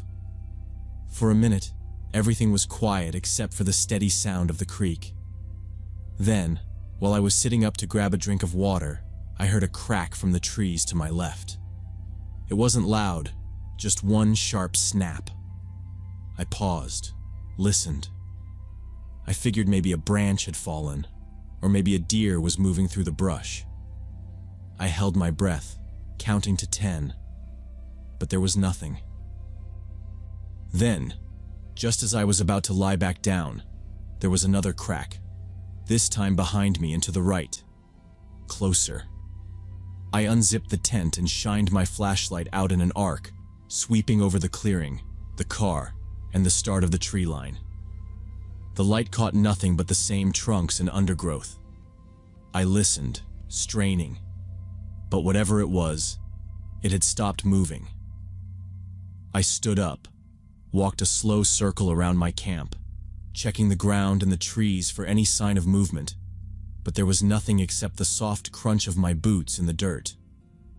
Satisfied, I crawled back inside, zipped the door, and tried to settle in. A few minutes went by. Then it started again. A soft, careful crackle, like footsteps through dry leaves, circling the edge of the clearing. First from one direction, then another. The pattern felt too steady, never close enough to see, but always moving. Always just far enough that when I went out to look, everything would go quiet. It would stop so suddenly it made me think maybe I'd imagined it. But as soon as I settled back into my tent, it started up again, tracing a wide arc around the fire ring and the edge of my little patch of light. I kept telling myself it had to be elk or deer. There were tracks by the stream, and animals came to water at night all the time. Still, the way the steps circled instead of coming straight through or running away set me on edge. I checked the time again, sat up with my back against my bag, and listened, gripping the flashlight. I held it ready, waiting for the sounds to stop, and after a while, the patterns started to get under my skin. I thought about calling out, but the words stuck in my throat. I sat, waiting for the next sound, the next step in the dark, every muscle tense. It got colder as the hours dragged by. The animal sounds faded, and the woods settled into a heavy silence. I lay awake, eyes open in the darkness, listening for the circling steps.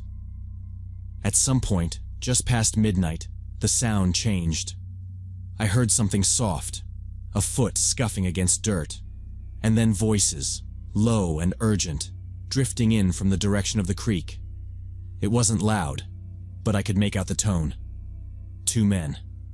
I froze, barely breathing, straining to listen. One was whispering fast, his words broken up by the wind, but I caught phrases. Cut it. Stash. By the bridge. He said midnight. The other answered in short, flat bursts. Just get it done. In and out. The words sounded clipped, bored, like this was routine for them. I heard a plastic bag rustle and the clink of something glass. I slid lower in my sleeping bag, not daring to move. The voices drifted closer, and then I caught the edge of a sentence. Something about quantity and drop-off. My stomach knotted up. This wasn't just hikers passing through or kids playing pranks. I tried not to panic. My tent was just a thin layer of nylon, nothing between me and whatever these men were doing. I could hear them moving along the edge of the clearing, their flashlights snapping off and on, little circles of white light darting through the trees. Then, suddenly, one of them stopped right outside. I saw the shadow of a hand on the tent wall, wavering in the glow from my lamp. The other man hissed, "Leave it, man." But the zipper at the base of my tent started to move, teeth slowly separating, the sound way too loud in the dead quiet night. I held my breath. My heart was pounding so hard I thought they'd hear it. My hands shook as I reached for my flashlight. I heard the zipper sliding up inch by inch, and then the man paused, maybe listening for movement. I didn't move.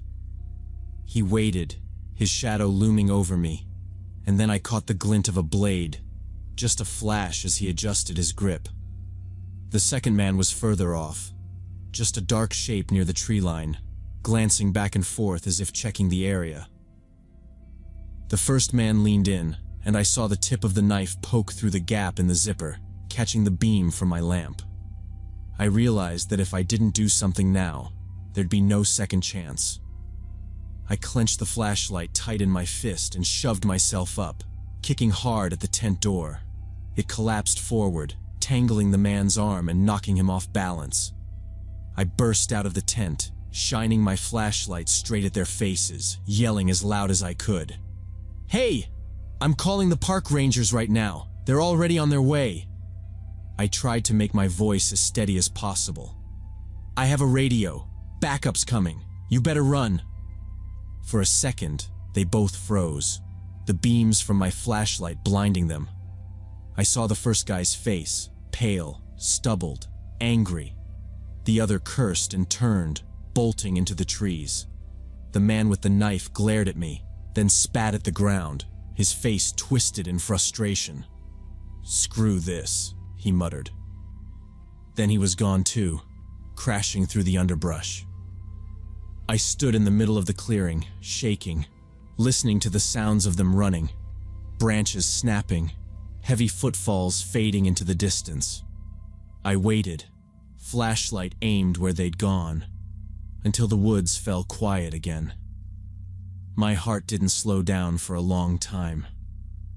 I packed what little I could and dragged it close to the dying fire, sitting with my back to a tree and the flashlight in my lap, staring into the darkness. Every little sound made me jump. I thought about starting the car and just driving out, but I couldn't risk the road in the dark. I was trapped, waiting for daylight. When dawn finally came, I shoved my gear back into the car with numb hands, never taking my eyes off the woods. I checked the tent. There was a tear near the zipper, a dirty footprint by the flap, and the faint outline of a hand pressed against the nylon.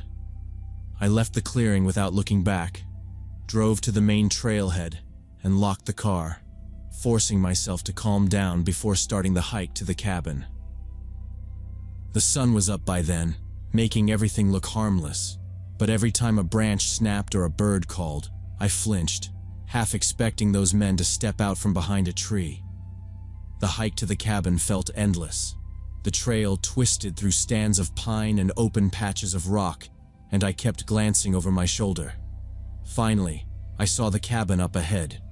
Just a small A-frame tucked under the trees, smoke coming out of the chimney. My friends were out front, unpacking gear and setting up breakfast. I dropped my bag and told them everything, my voice shaking.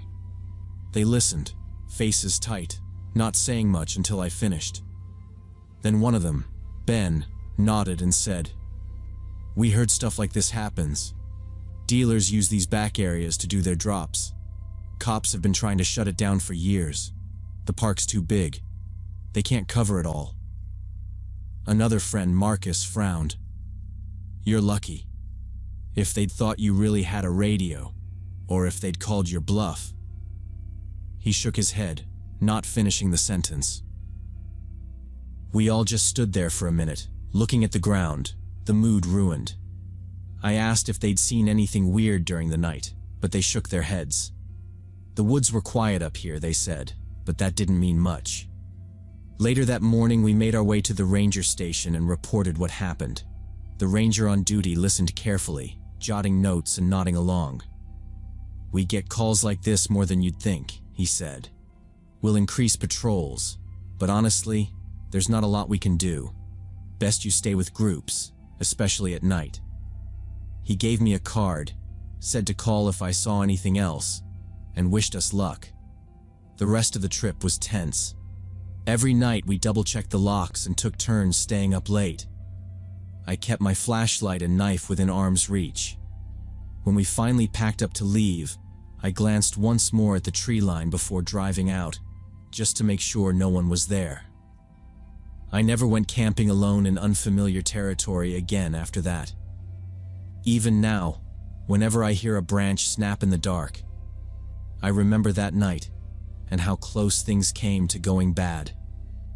Sometimes the biggest danger out in the wilderness isn't the wildlife, it's the people who don't want to be seen.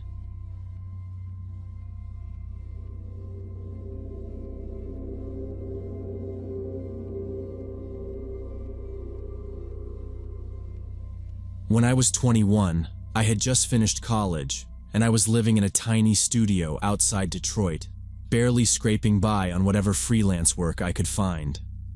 I had this old futon mattress on the floor and a plastic table for a kitchen counter, nothing else. The fridge rattled all night, but it was empty anyway. I remember counting out my last $5, the coins sticky with something at the bottom of my backpack, and thinking I could make them last until my next small paycheck.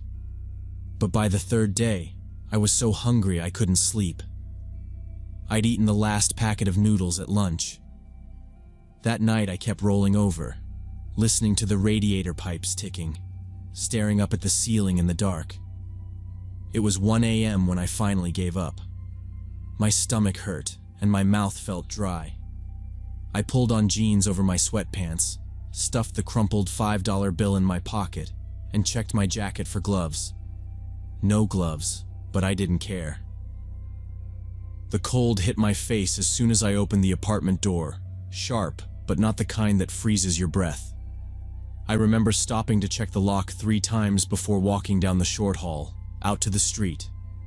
There was a light layer of frost on the grass, shining under the street lamps. The air smelled faintly of car exhaust and something sweet, like wet leaves. The store was a 24-hour place, 2 blocks away, past small houses lined up on either side of the street. Most of the houses were dark, just the blue glow of a TV in one window or a porch light here and there. I walked fast, hands jammed in my pockets, eyes on the pavement. My shoes crunched on the grit left from old snow. At the corner, a single car rolled by, headlights sweeping over me and then gone. The sidewalks were clear but slick in places. Each streetlight cast a pale yellow ring on the sidewalk. The spaces between stretched out long and dark. I passed the elementary school, the playground silent, the chain-link fence throwing strange shadows. I glanced up at the bare trees moving in the wind and kept my head down. The neighborhood was quiet, not totally empty, but close. Every so often I heard a dog bark far away, and a train horn somewhere much farther off. My breath showed in the air in short puffs. I moved faster, partly to stay warm, partly because I was starting to feel uneasy. It was the kind of cold that crawled up your back, and my jacket was too thin for it. As I walked, I started thinking about what I'd buy. I had just enough for a loaf of bread and maybe something cheap to drink. That was the plan, in and out, no looking around. The idea of getting back to my apartment, locking the door behind me, and finally eating made me speed up. I kept glancing behind me, not because I expected trouble, but just because it was so late and empty. The only sound was my own footsteps on the pavement. I kept checking the windows as I walked. There was movement behind a curtain in one house, maybe someone up late watching TV. Farther down, a porch light clicked on, then off. I reached the halfway point to the store, passing under an old street lamp that buzzed softly. My hands had gone numb even inside my pockets. I rubbed them together and kept going. For a second, I stopped to check my phone for the time, but the battery was dead. The only light was from the next row of lamps ahead and the pale outline of my own breath. The night felt still, but not calm. Then, as I turned the corner by the small park, I heard it. Footsteps behind me, not loud, but sharp enough to cut through the quiet. At first, I thought maybe it was just my own shoes echoing off the houses. I slowed a little, listening. The steps continued, steady, close to the curb. I glanced over my shoulder, trying to look casual, and saw a thin man in a dark jacket about half a block back. He had his hands in his pockets, head down, walking in the same direction as me. At first, I thought he was just another late-night walker, but something about his pace felt off. Too even, too slow. I kept walking, not wanting to show I was nervous, but I could feel my shoulders tighten. I crossed to the other side of the street, past a row of empty driveways. As soon as I stepped into the crosswalk, I listened hard, waiting to hear if he would turn too. Sure enough, within a minute I heard his footsteps again, now on my side of the street, maybe 20 yards behind me. My heart started pounding in my ears. I tried to focus on the rhythm of my steps, but his were out of sync, sometimes speeding up, sometimes slowing down. I kept my head forward, watching the glow of the store's sign getting closer, but the man's shadow stretched longer behind me, keeping pace. I passed another dark house, the steps behind me growing louder, crunching the gravel where the pavement was broken. I sped up, trying to stay calm, but every time I glanced over my shoulder, he was closer. His jacket was zipped up high, and he was staring straight ahead, not looking at anything but the back of my head.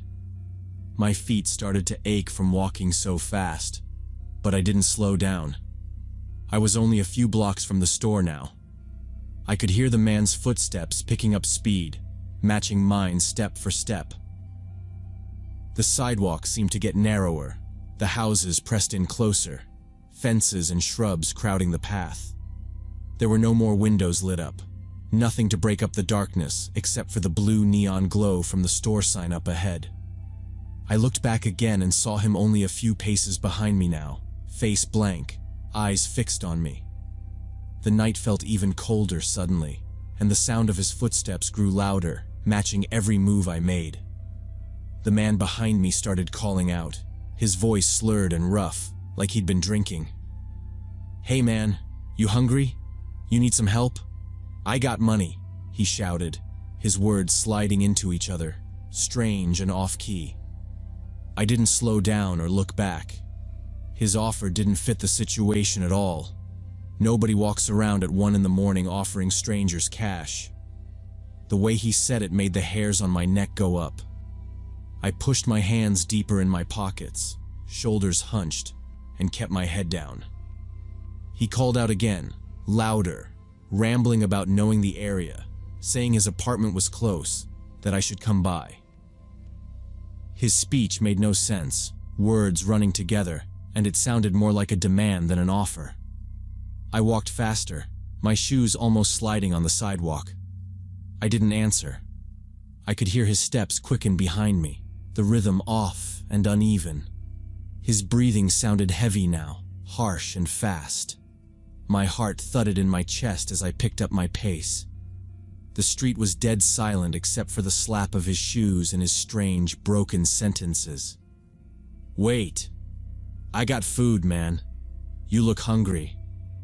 His voice echoed across the empty street. I cut through a small parking lot, trying to put some distance between us. His footsteps came closer, then started running, pounding the pavement behind me. The panic hit hard then. I broke into a full run, breath coming in short gasps. I could hear his feet right behind me, chasing. I didn't look back, just focused on the neon lights of a gas station up ahead, cutting through the darkness at the corner.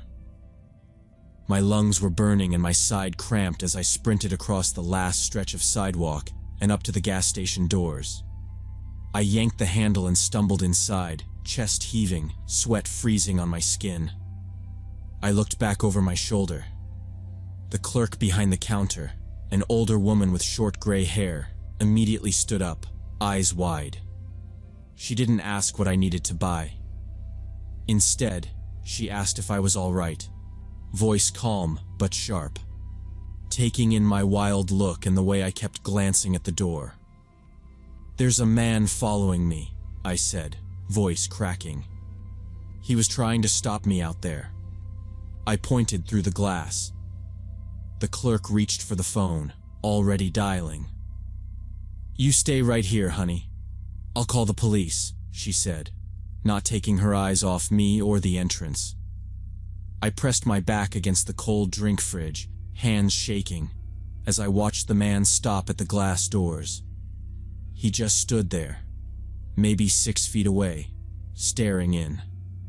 His face was pale, eyes flat, and he looked straight at me through the reflection of the store lights. He didn't try to come in, just watched for a long 30 seconds. His chest rose and fell hard.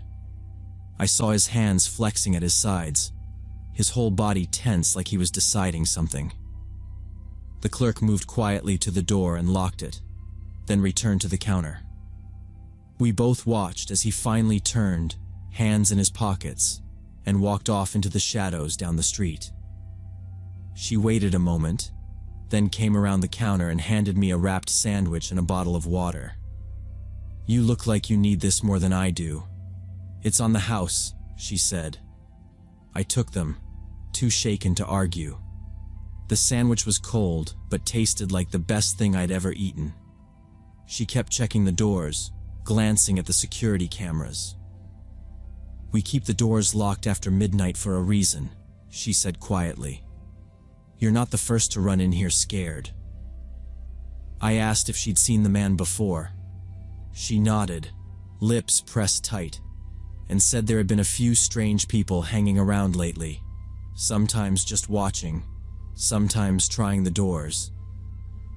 She talked while we waited, keeping her voice steady, and it made the wait less frightening. The police showed up fast, their cruiser lights bouncing off the glass. 2 officers came in, one talking to the clerk while the other asked me questions. I told them what happened, described the man, his voice, the way he followed me and tried to get me to come with him. They wrote everything down, took my contact information, and asked if I wanted to ride home. I agreed without hesitation. I thanked the clerk, grabbed the last bit of my sandwich, and followed the officers out. They drove me back to my apartment building, checked the street, and handed me a business card with numbers for local food banks and a community center that gave out grocery vouchers. "You shouldn't walk alone at night, not in this area," the older cop said before they left. I nodded, promised I'd be more careful, and watched the patrol car drive away before heading back inside. For days after that, I jumped at every sound in the hallway and double-checked the locks every time I left the apartment. 2 weeks later, I was carrying groceries up the stairs when my neighbor, a guy in his 30s who lived downstairs, stopped me to ask if I'd heard about the break-ins. He told me that someone had been robbing people on foot late at night, especially near the gas station and the 24-hour store.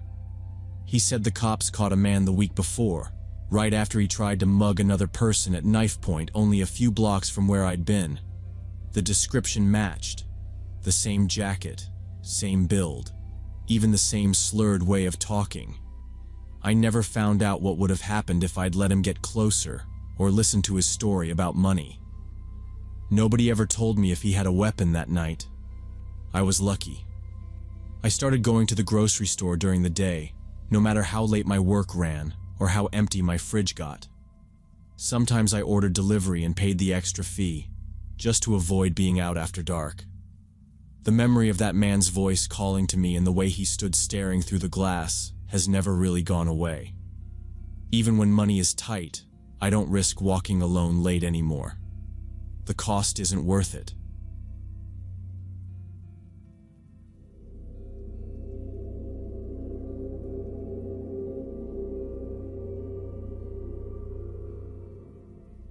When I was 19, I got a job at this big logistics warehouse about 40 minutes from my parents' house. The building was basically just a huge concrete box with massive metal shelves stacked all the way to the ceiling. Everything echoed in there. Beeping forklifts, pallets dragging, radios turned up too loud. My shifts were either early mornings or evenings, nothing regular. And the team was a mix of older guys who'd been there forever and young temps like me. I was mostly just glad to have work, and the pay was better than fast food. About a month in, HR brought in a new intern. His name was Kevin. He looked maybe a year older than me, but still young. First thing anyone noticed was all the tattoos running down both of his arms, some black script, a spider web, one of those old-school daggers, and a barbed wire band that disappeared under his sleeve. His face was always serious, a deep frown even when he just walked through the break room. I figured he'd warm up, but by the end of the first week, everyone realized he wasn't going to be friends with anybody. Most people at the warehouse tried at least once to be polite.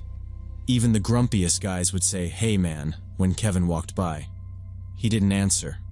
At lunch, he sat alone in the corner by the back window, picking at his sandwich and staring out like he was waiting for something. On breaks, if a few of us hung out near the lockers, he'd stand by the loading dock or just walk circles around the far end of the lot, always looking like he was keeping an eye on things. He never even glanced at his phone, just watched. One time, I caught him scanning the faces of everyone in the break room one by one, not really making eye contact, but not missing anyone either. If you looked back at him, he'd just hold your gaze for a second and then go back to whatever he was doing. He worked fast though. I'll give him that. Didn't mess around, never slacked off, never missed a single box on the checklist. But he'd stack the crates like he was angry at them. Loud, too. Every time he set one down, it thudded, even the lighter ones. He never talked, not even about the job. Once, a supervisor asked him if he needed help with a heavy pallet, and Kevin just shook his head and kept dragging it. Even the forklift drivers started making jokes, calling him the ghost, but only when he wasn't around. Still, when he was near, nobody joked. If you walked by him, you felt it. His eyes would follow, not moving away until you were out of his line of sight. There was this tension every day that grew a little worse each shift he worked. It wasn't just me. Even people who'd been at the warehouse for years said he was different. I remember one afternoon when the fire alarm went off and everybody filed out to the back lot. Kevin was already there, leaning against the fence, staring back at the building like he was studying the windows for something. I tried to ask if he knew what happened, just to break the ice, but he didn't answer or even look at me. After that, I quit trying. He didn't want friends, didn't want conversation, didn't want anything except to do his shift and leave. The warehouse floor had big yellow lines marking the lanes where we were supposed to walk, but Kevin always cut through the racks, never followed the main paths. I'd see him weaving through stacks of boxes, silent and quick, popping up in random aisles. At first, I thought maybe he was just avoiding the supervisors, but sometimes it felt like he was avoiding us too, almost like he wanted to know where everyone else was at all times. He watched people. That's what everyone noticed. He didn't join in on anything. He just watched. After one of my evening shifts, I clocked out around 10 and made my way through the side door into the employee parking lot. It was mostly empty, just a few trucks, my old Civic, and Kevin's black Jeep, which was always parked on the far end away from everyone else. I got in my car, tossed my work gloves onto the passenger seat, and started the engine. The windows had fogged up from the heat inside, so I rolled them down a little and sat there for a minute, checking my phone and letting my brain cool off. As I pulled out, I saw Kevin walking across the lot, heading to his Jeep. He didn't even look at me, just got in and waited, headlights still off. I left the lot and turned onto the main road, thinking about getting home and eating something before bed. The drive was mostly empty streets and a couple stretches of industrial area. No traffic at that hour except for the occasional semi. About 3 minutes in, I checked my mirror and saw headlights behind me, kind of far back but moving steady. I didn't think much about it at first. There's only one road out of the warehouse. But when I got to the first light, I made a left toward the highway. The headlights made the same turn, a little slower. At the next intersection, I took a right onto a smaller road that ran past a row of shuttered machine shops and auto garages. The car behind me turned right too. I checked again and recognized the boxy grille and square lights of Kevin's Jeep. There was no one else around. I tried to shake it off, telling myself we both just lived in the same direction. The next turn was a curve onto a service road that most people didn't use unless they were going out toward the suburbs. I made the turn, and in my mirror, Kevin's headlights swung after me. It was too close to be a coincidence. He was maybe 3 car lengths behind, never speeding up or slowing down, just matching my pace. I kept driving, now hyper-aware of every streetlight and every stop sign. Each time I turned, his Jeep followed. The road got darker as I left the industrial area and headed into the quieter streets near the housing developments. I could see my neighborhood up ahead, the brick mailbox at the entrance, the row of porch lights glowing in the distance. Nobody from work ever came out this way. It was all families and cul-de-sacs, No reason for anyone to be there unless they lived there. I turned onto my street. Kevin's Jeep made the turn right after me. My hands felt tight on the steering wheel. I passed 2 houses, slowed down, and pulled into my driveway. Kevin kept going, rolling past my house real slow. I watched as he drove down to the end of the street, paused at the dead end, then made a wide, slow U-turn. He drove past again, never stopping, just glancing once in my direction before heading back out the way he came. I sat in my car for a few minutes with the engine running, watching his taillights disappear. I told myself it was just a weird coincidence, that he probably got lost or was just driving around. But the route to my house was specific. He had no reason to be there. I stayed in the car, watching the empty street, waiting until everything felt normal again before I finally went inside. A week later, I woke up in the middle of the night, sometime after 2 a.m. The whole house was quiet, except for this crashing sound coming from the garage. At first, I thought it might be the wind, or maybe the old garage door banging around. But then I heard footsteps, definite footsteps, and something metal hit the concrete. I grabbed my phone and crept down the stairs as quietly as I could. The light over the kitchen sink was still on, casting a weird glow on the hallway. My heart was racing and my legs felt shaky as I moved toward the back door that led into the garage. I peeked through the little window and saw the garage light on. Kevin was standing near the workbench, hunched over, wearing the same hoodie he wore at the warehouse. He had a screwdriver in his hand, and my dad's toolbox was wide open on the floor. He must have forced the side door, because I could see splinters where the frame had cracked. There was a backpack open by his feet with a few of my dad's power tools inside. Kevin froze when he spotted me. We just stared at each other for a second. His eyes looked wild and desperate. Then, without saying anything, he dropped the screwdriver in the bag and bolted for the side door, shoving it open the rest of the way. I watched as he ran into the backyard and jumped the fence, disappearing into the darkness. I didn't even think to chase him. My hands were shaking so bad I could barely dial the house phone. I woke up my parents and tried to explain what happened as we checked the garage. My dad walked around with a baseball bat, looking into every corner, but Kevin was already gone. The police arrived about 20 minutes later. They walked around, took pictures, dusted for prints on the door, and asked me questions about how Kevin might have known where we lived. I told them about the Jeep following me that night after work. They nodded and said sometimes people scout out houses for weeks before making a move. We barely slept the rest of that night, just sat around the kitchen table listening to every noise from outside. The next afternoon, the police called to say they had picked up Kevin. He was hiding in an abandoned building 2 miles from our house, still wearing his work clothes. They said he didn't resist. At the station, he admitted everything.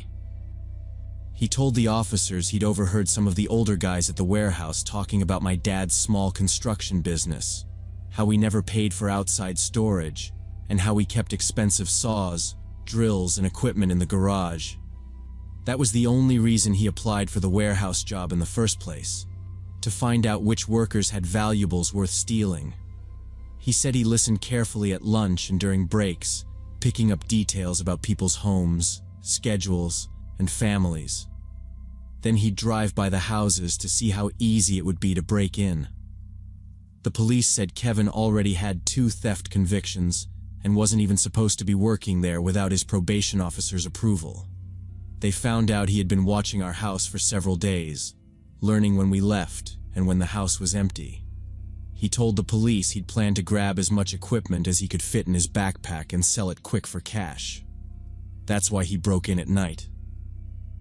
The police said he got nervous when he saw me in the garage and panicked, dropping everything and running. It sounded like he had a whole list of potential targets from the warehouse, all based on things he'd overheard at work. Kevin was charged with breaking and entering, theft, and violating his probation. The judge sentenced him to 3 years in prison because of his record and the fact that he was already on probation for similar crimes. The whole thing was over in a few months, but it didn't feel over to us. My dad hired a company to put in a full security system, cameras, alarms, and reinforced locks on every door and window. He even changed the way he stored his tools, keeping anything valuable in a locked shed with a steel padlock. My mom started parking her car in the garage every night, and we all double-checked the windows before going to bed. I couldn't handle going back to the warehouse. Every time I walked in, I pictured someone else listening to my conversations, watching what I did, and wondering if they could use it against me. I quit that job and took a short-term gig at a grocery store instead, even though the pay was worse. After what happened, I stopped sharing personal stuff at work. No more talking about where I live, what my parents do, or what we keep at the house. I still catch myself checking the rearview mirror on my way home, making sure nobody's following me. The thing that bothers me most is how normal Kevin looked on paper. He just wanted quick money, and he figured out how to get it by listening for details people don't think twice about sharing. He didn't care about anyone except himself, and he used his job to find victims who trusted him just because he wore the same uniform. I never thought about how easy it is for someone to get hired just to scout for houses to rob. It made me realize that you can't ever assume people are just there to work, or that they're harmless because they keep to themselves. Now, I keep my family's information private, even with coworkers I've known for a while. I always check who's around before talking about anything personal, and I don't trust silence as much as I used to. That job taught me that you never really know what someone else is looking for until it's too late.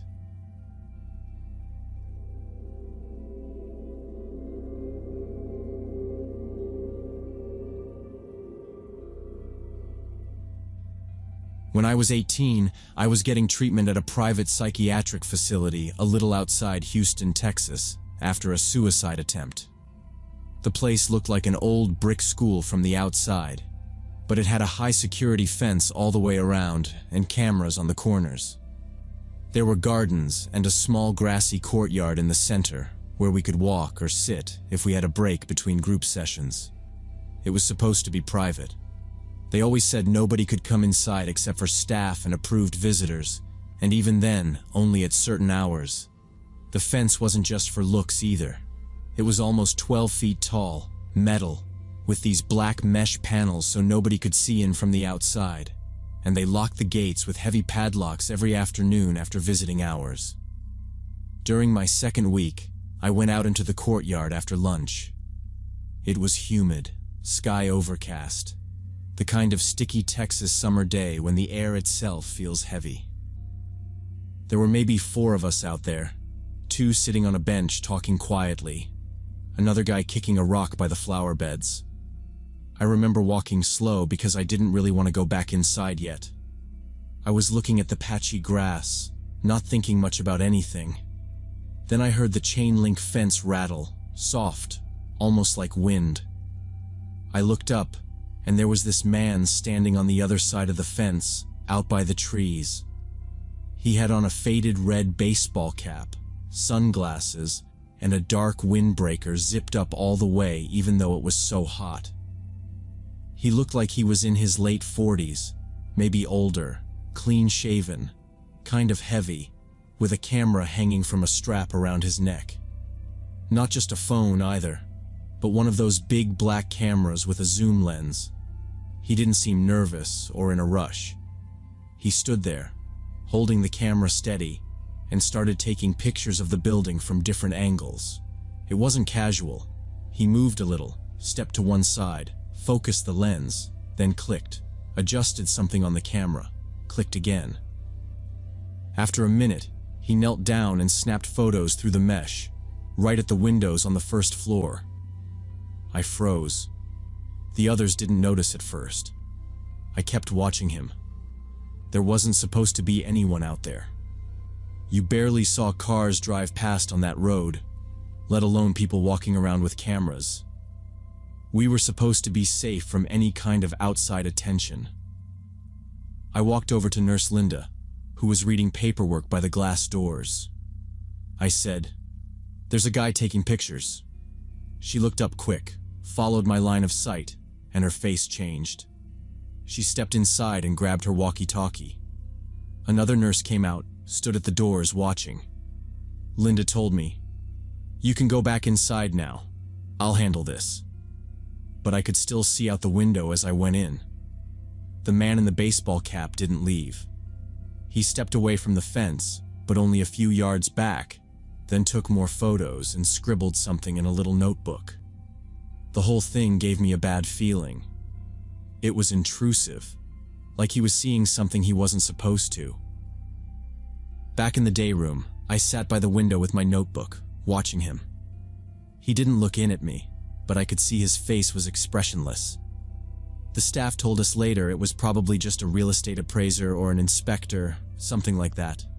But nobody had said anything about that before, and we were supposed to be notified if there was going to be an outsider near the fence. At dinner, Nurse Linda said she'd seen the same man standing near the main entrance about an hour before, just standing there, looking in, holding his camera. That got some of the other patients worked up. There was a rule about privacy. Nobody wanted to be seen or photographed while getting mental health treatment. People came here to hide out from things, to get help where nobody could see them. Now it felt like maybe we were being watched. The man with the camera walked off eventually, disappearing into the trees. The staff double-checked all the doors and windows before lights out. That night, I lay in bed, staring at the ceiling, hearing every creak in the hallway, and wondering who he was and why he wanted those photos. The next morning, there was talk about the man again. A girl from the women's wing said she saw him by the parking lot, close to where staff parked their cars, crouched down, pointing his camera at the therapy wing. A tech said he'd driven past the entrance just after sunrise and saw the same guy standing at the corner by the mailbox, writing in his notebook. People started to notice him everywhere. He wore the same red hat, sunglasses, windbreaker zipped up high, and kept the camera strapped to him. By the end of the first day, 3 different people said they'd seen him walking the perimeter, always staying just outside the fence, snapping pictures or writing things down. By the second day, it was making everyone nervous. I saw him from my room window late in the afternoon, walking slow along the fence near the staff garden. He'd take photos, then stop, look around, and jot things down. Some patients began closing their blinds and turning away from the windows. One guy started pacing the hallway, muttering that someone was spying on us, maybe a reporter or a private investigator. I overheard a counselor telling another staff member that the facility was supposed to be 100% private, that nobody should be able to get that close to the building, let alone with a camera. Staff started checking the fence line more often, walking out in pairs every hour. That evening at group, the tension was obvious.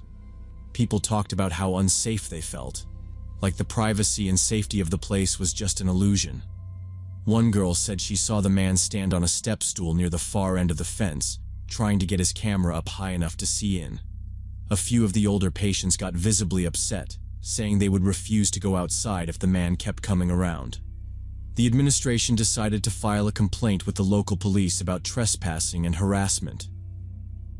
A couple of officers came by the next day to take statements, but by then, the man had already vanished for a few hours.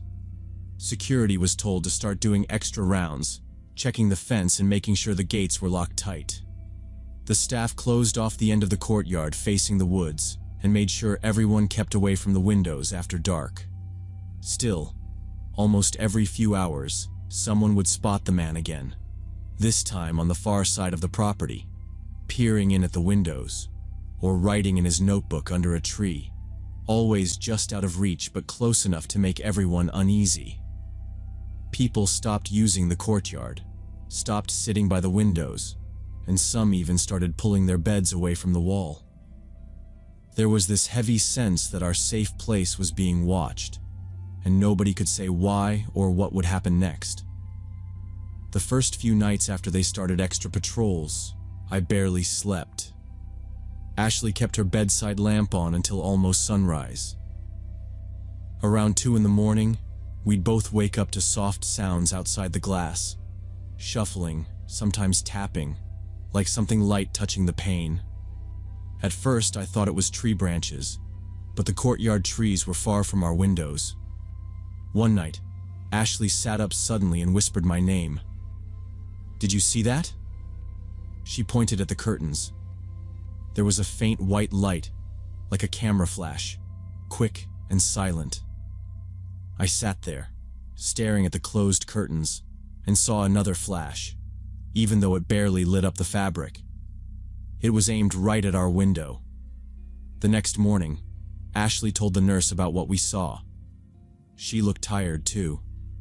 That day, they put up new warning signs at all the doors, saying the police were patrolling the area and trespassers would be prosecuted. The staff started carrying radios everywhere, checking windows every hour. They brought in a company to install security cameras on all 4 corners of the building. Now, wherever you walked outside, you could see the little red light blinking, recording everything. Some patients started staying in the common room until bedtime, just to avoid the windows in their rooms. Even the courtyard was off limits some afternoons. It got worse for some people. One girl in the East Wing had a panic attack after she heard footsteps outside her window at midnight. Someone else swore they saw a man crouched under the kitchen window, looking in with his camera. Even people who didn't want to believe it before were now avoiding the windows, pulling down the shades, asking staff to check their rooms at night. The stress level in the whole building doubled. Group therapy became all about the fear and anger from being watched. We tried to talk about other things, but it always came back to the man with the camera and how helpless we felt. The administration said they were working with police to resolve the situation as quickly as possible. They handed out a flyer with numbers to call if we saw anyone outside. The security guard at the gate got a partner, and now both of them walked the fence with flashlights every half hour. Still, most of us stayed on edge. I woke up a few times to the sound of security boots on gravel or radios clicking on and off, but I never felt fully safe. Even the nurses started looking stressed, checking the doors over and over, making sure nobody was getting in or out without a badge. A week after the first incident, things finally changed. That afternoon, we were called to an emergency group meeting. The director stood in front, holding a piece of paper, and explained that the man had been arrested early that morning by local police. His name was Kevin Morgan, 38, a journalist from a newspaper in the city. The police found him outside the fence just before sunrise, camera and notebook still in hand, trying to look in through a crack by the maintenance shed. They charged him with trespassing and warned him about photographing patients without consent. The director told us that Morgan had said he was investigating psychiatric facilities for violations and improper practices. He said he was trying to get evidence for a story on local hospitals. The director was calm, but everyone could tell he was angry. He said the facility was filing a lawsuit to protect our privacy and stop this from happening again. They were also asking the newspaper to discipline the reporter for breaking the law and crossing boundaries. That evening, the staff let us know that Morgan's editor claimed they didn't know what he was doing and had suspended him while they did an internal investigation. The police took his camera, memory cards, and notebook as evidence. Management said that they would keep the extra patrols going, and the new cameras would stay up. For the first time in days, a few people actually sat by the windows, looking out, as if testing if it was finally safe. But most of us just felt relieved that it was over. Nobody talked much that night. You could feel a kind of heavy silence, like the whole place was trying to reset itself. In the days after Morgan's arrest, the mood started to shift. Security guards stayed near the gates and patrolled the fence. The cameras watched every corner. I saw staff double-checking visitor logs and keeping tighter control over who could come in. Patients went outside again, but only in groups and never near the back fence. It felt safer, but it was hard to forget what happened. Even when the staff said it was fine, I found myself glancing at the trees, making sure nobody was out there with a camera. Some people struggled more. A few wouldn't leave their rooms at all unless a nurse walked with them. Others talked about moving to a different facility, somewhere smaller or farther from the road. The whole thing changed how we saw the place. The privacy we thought we had was gone, and everyone realized how easy it was for someone determined to get close. Management met with us again and talked about patient rights, privacy laws, and the importance of reporting anything suspicious right away. They posted flyers in the halls about consent and confidentiality, with reminders that the law protected us from having our pictures taken or our stories used without permission. The director explained how the lawsuit was about more than just our safety. It was about protecting people in treatment everywhere from being exposed when they were most vulnerable. Eventually, things settled down. The security guards went back to their old shifts. The new cameras stayed, but the extra patrols stopped. Patients returned to the routines: therapy, meals, group sessions, short walks in the courtyard. The days got a little quieter again. But nobody forgot what happened. Even when the staff tried to reassure us, there was this underlying tension, like everyone was just waiting for another outsider to show up. I learned a lot from what happened that summer. Before, I never thought much about medical privacy or what journalists could do with photos or notes from a hospital. But after being watched, photographed, and followed while I was supposed to be getting better, I understood why those laws exist. I realized how important it is to speak up, ask questions, and demand protection for yourself and others when you're in a place like that. Most people outside have no idea what it's like to be that vulnerable. Some might even use it for a story or a headline. Now, even after leaving the facility, I pay attention to who's around me, who might be watching, who might want something for the wrong reasons. I know to ask about consent forms, about privacy policies, about how my information and image will be used. The whole experience showed me that you can never be too careful about protecting your rights, especially when you're already at your lowest. Privacy is more than just a rule. It's a shield, and once it's gone, you don't ever get it back the same way again.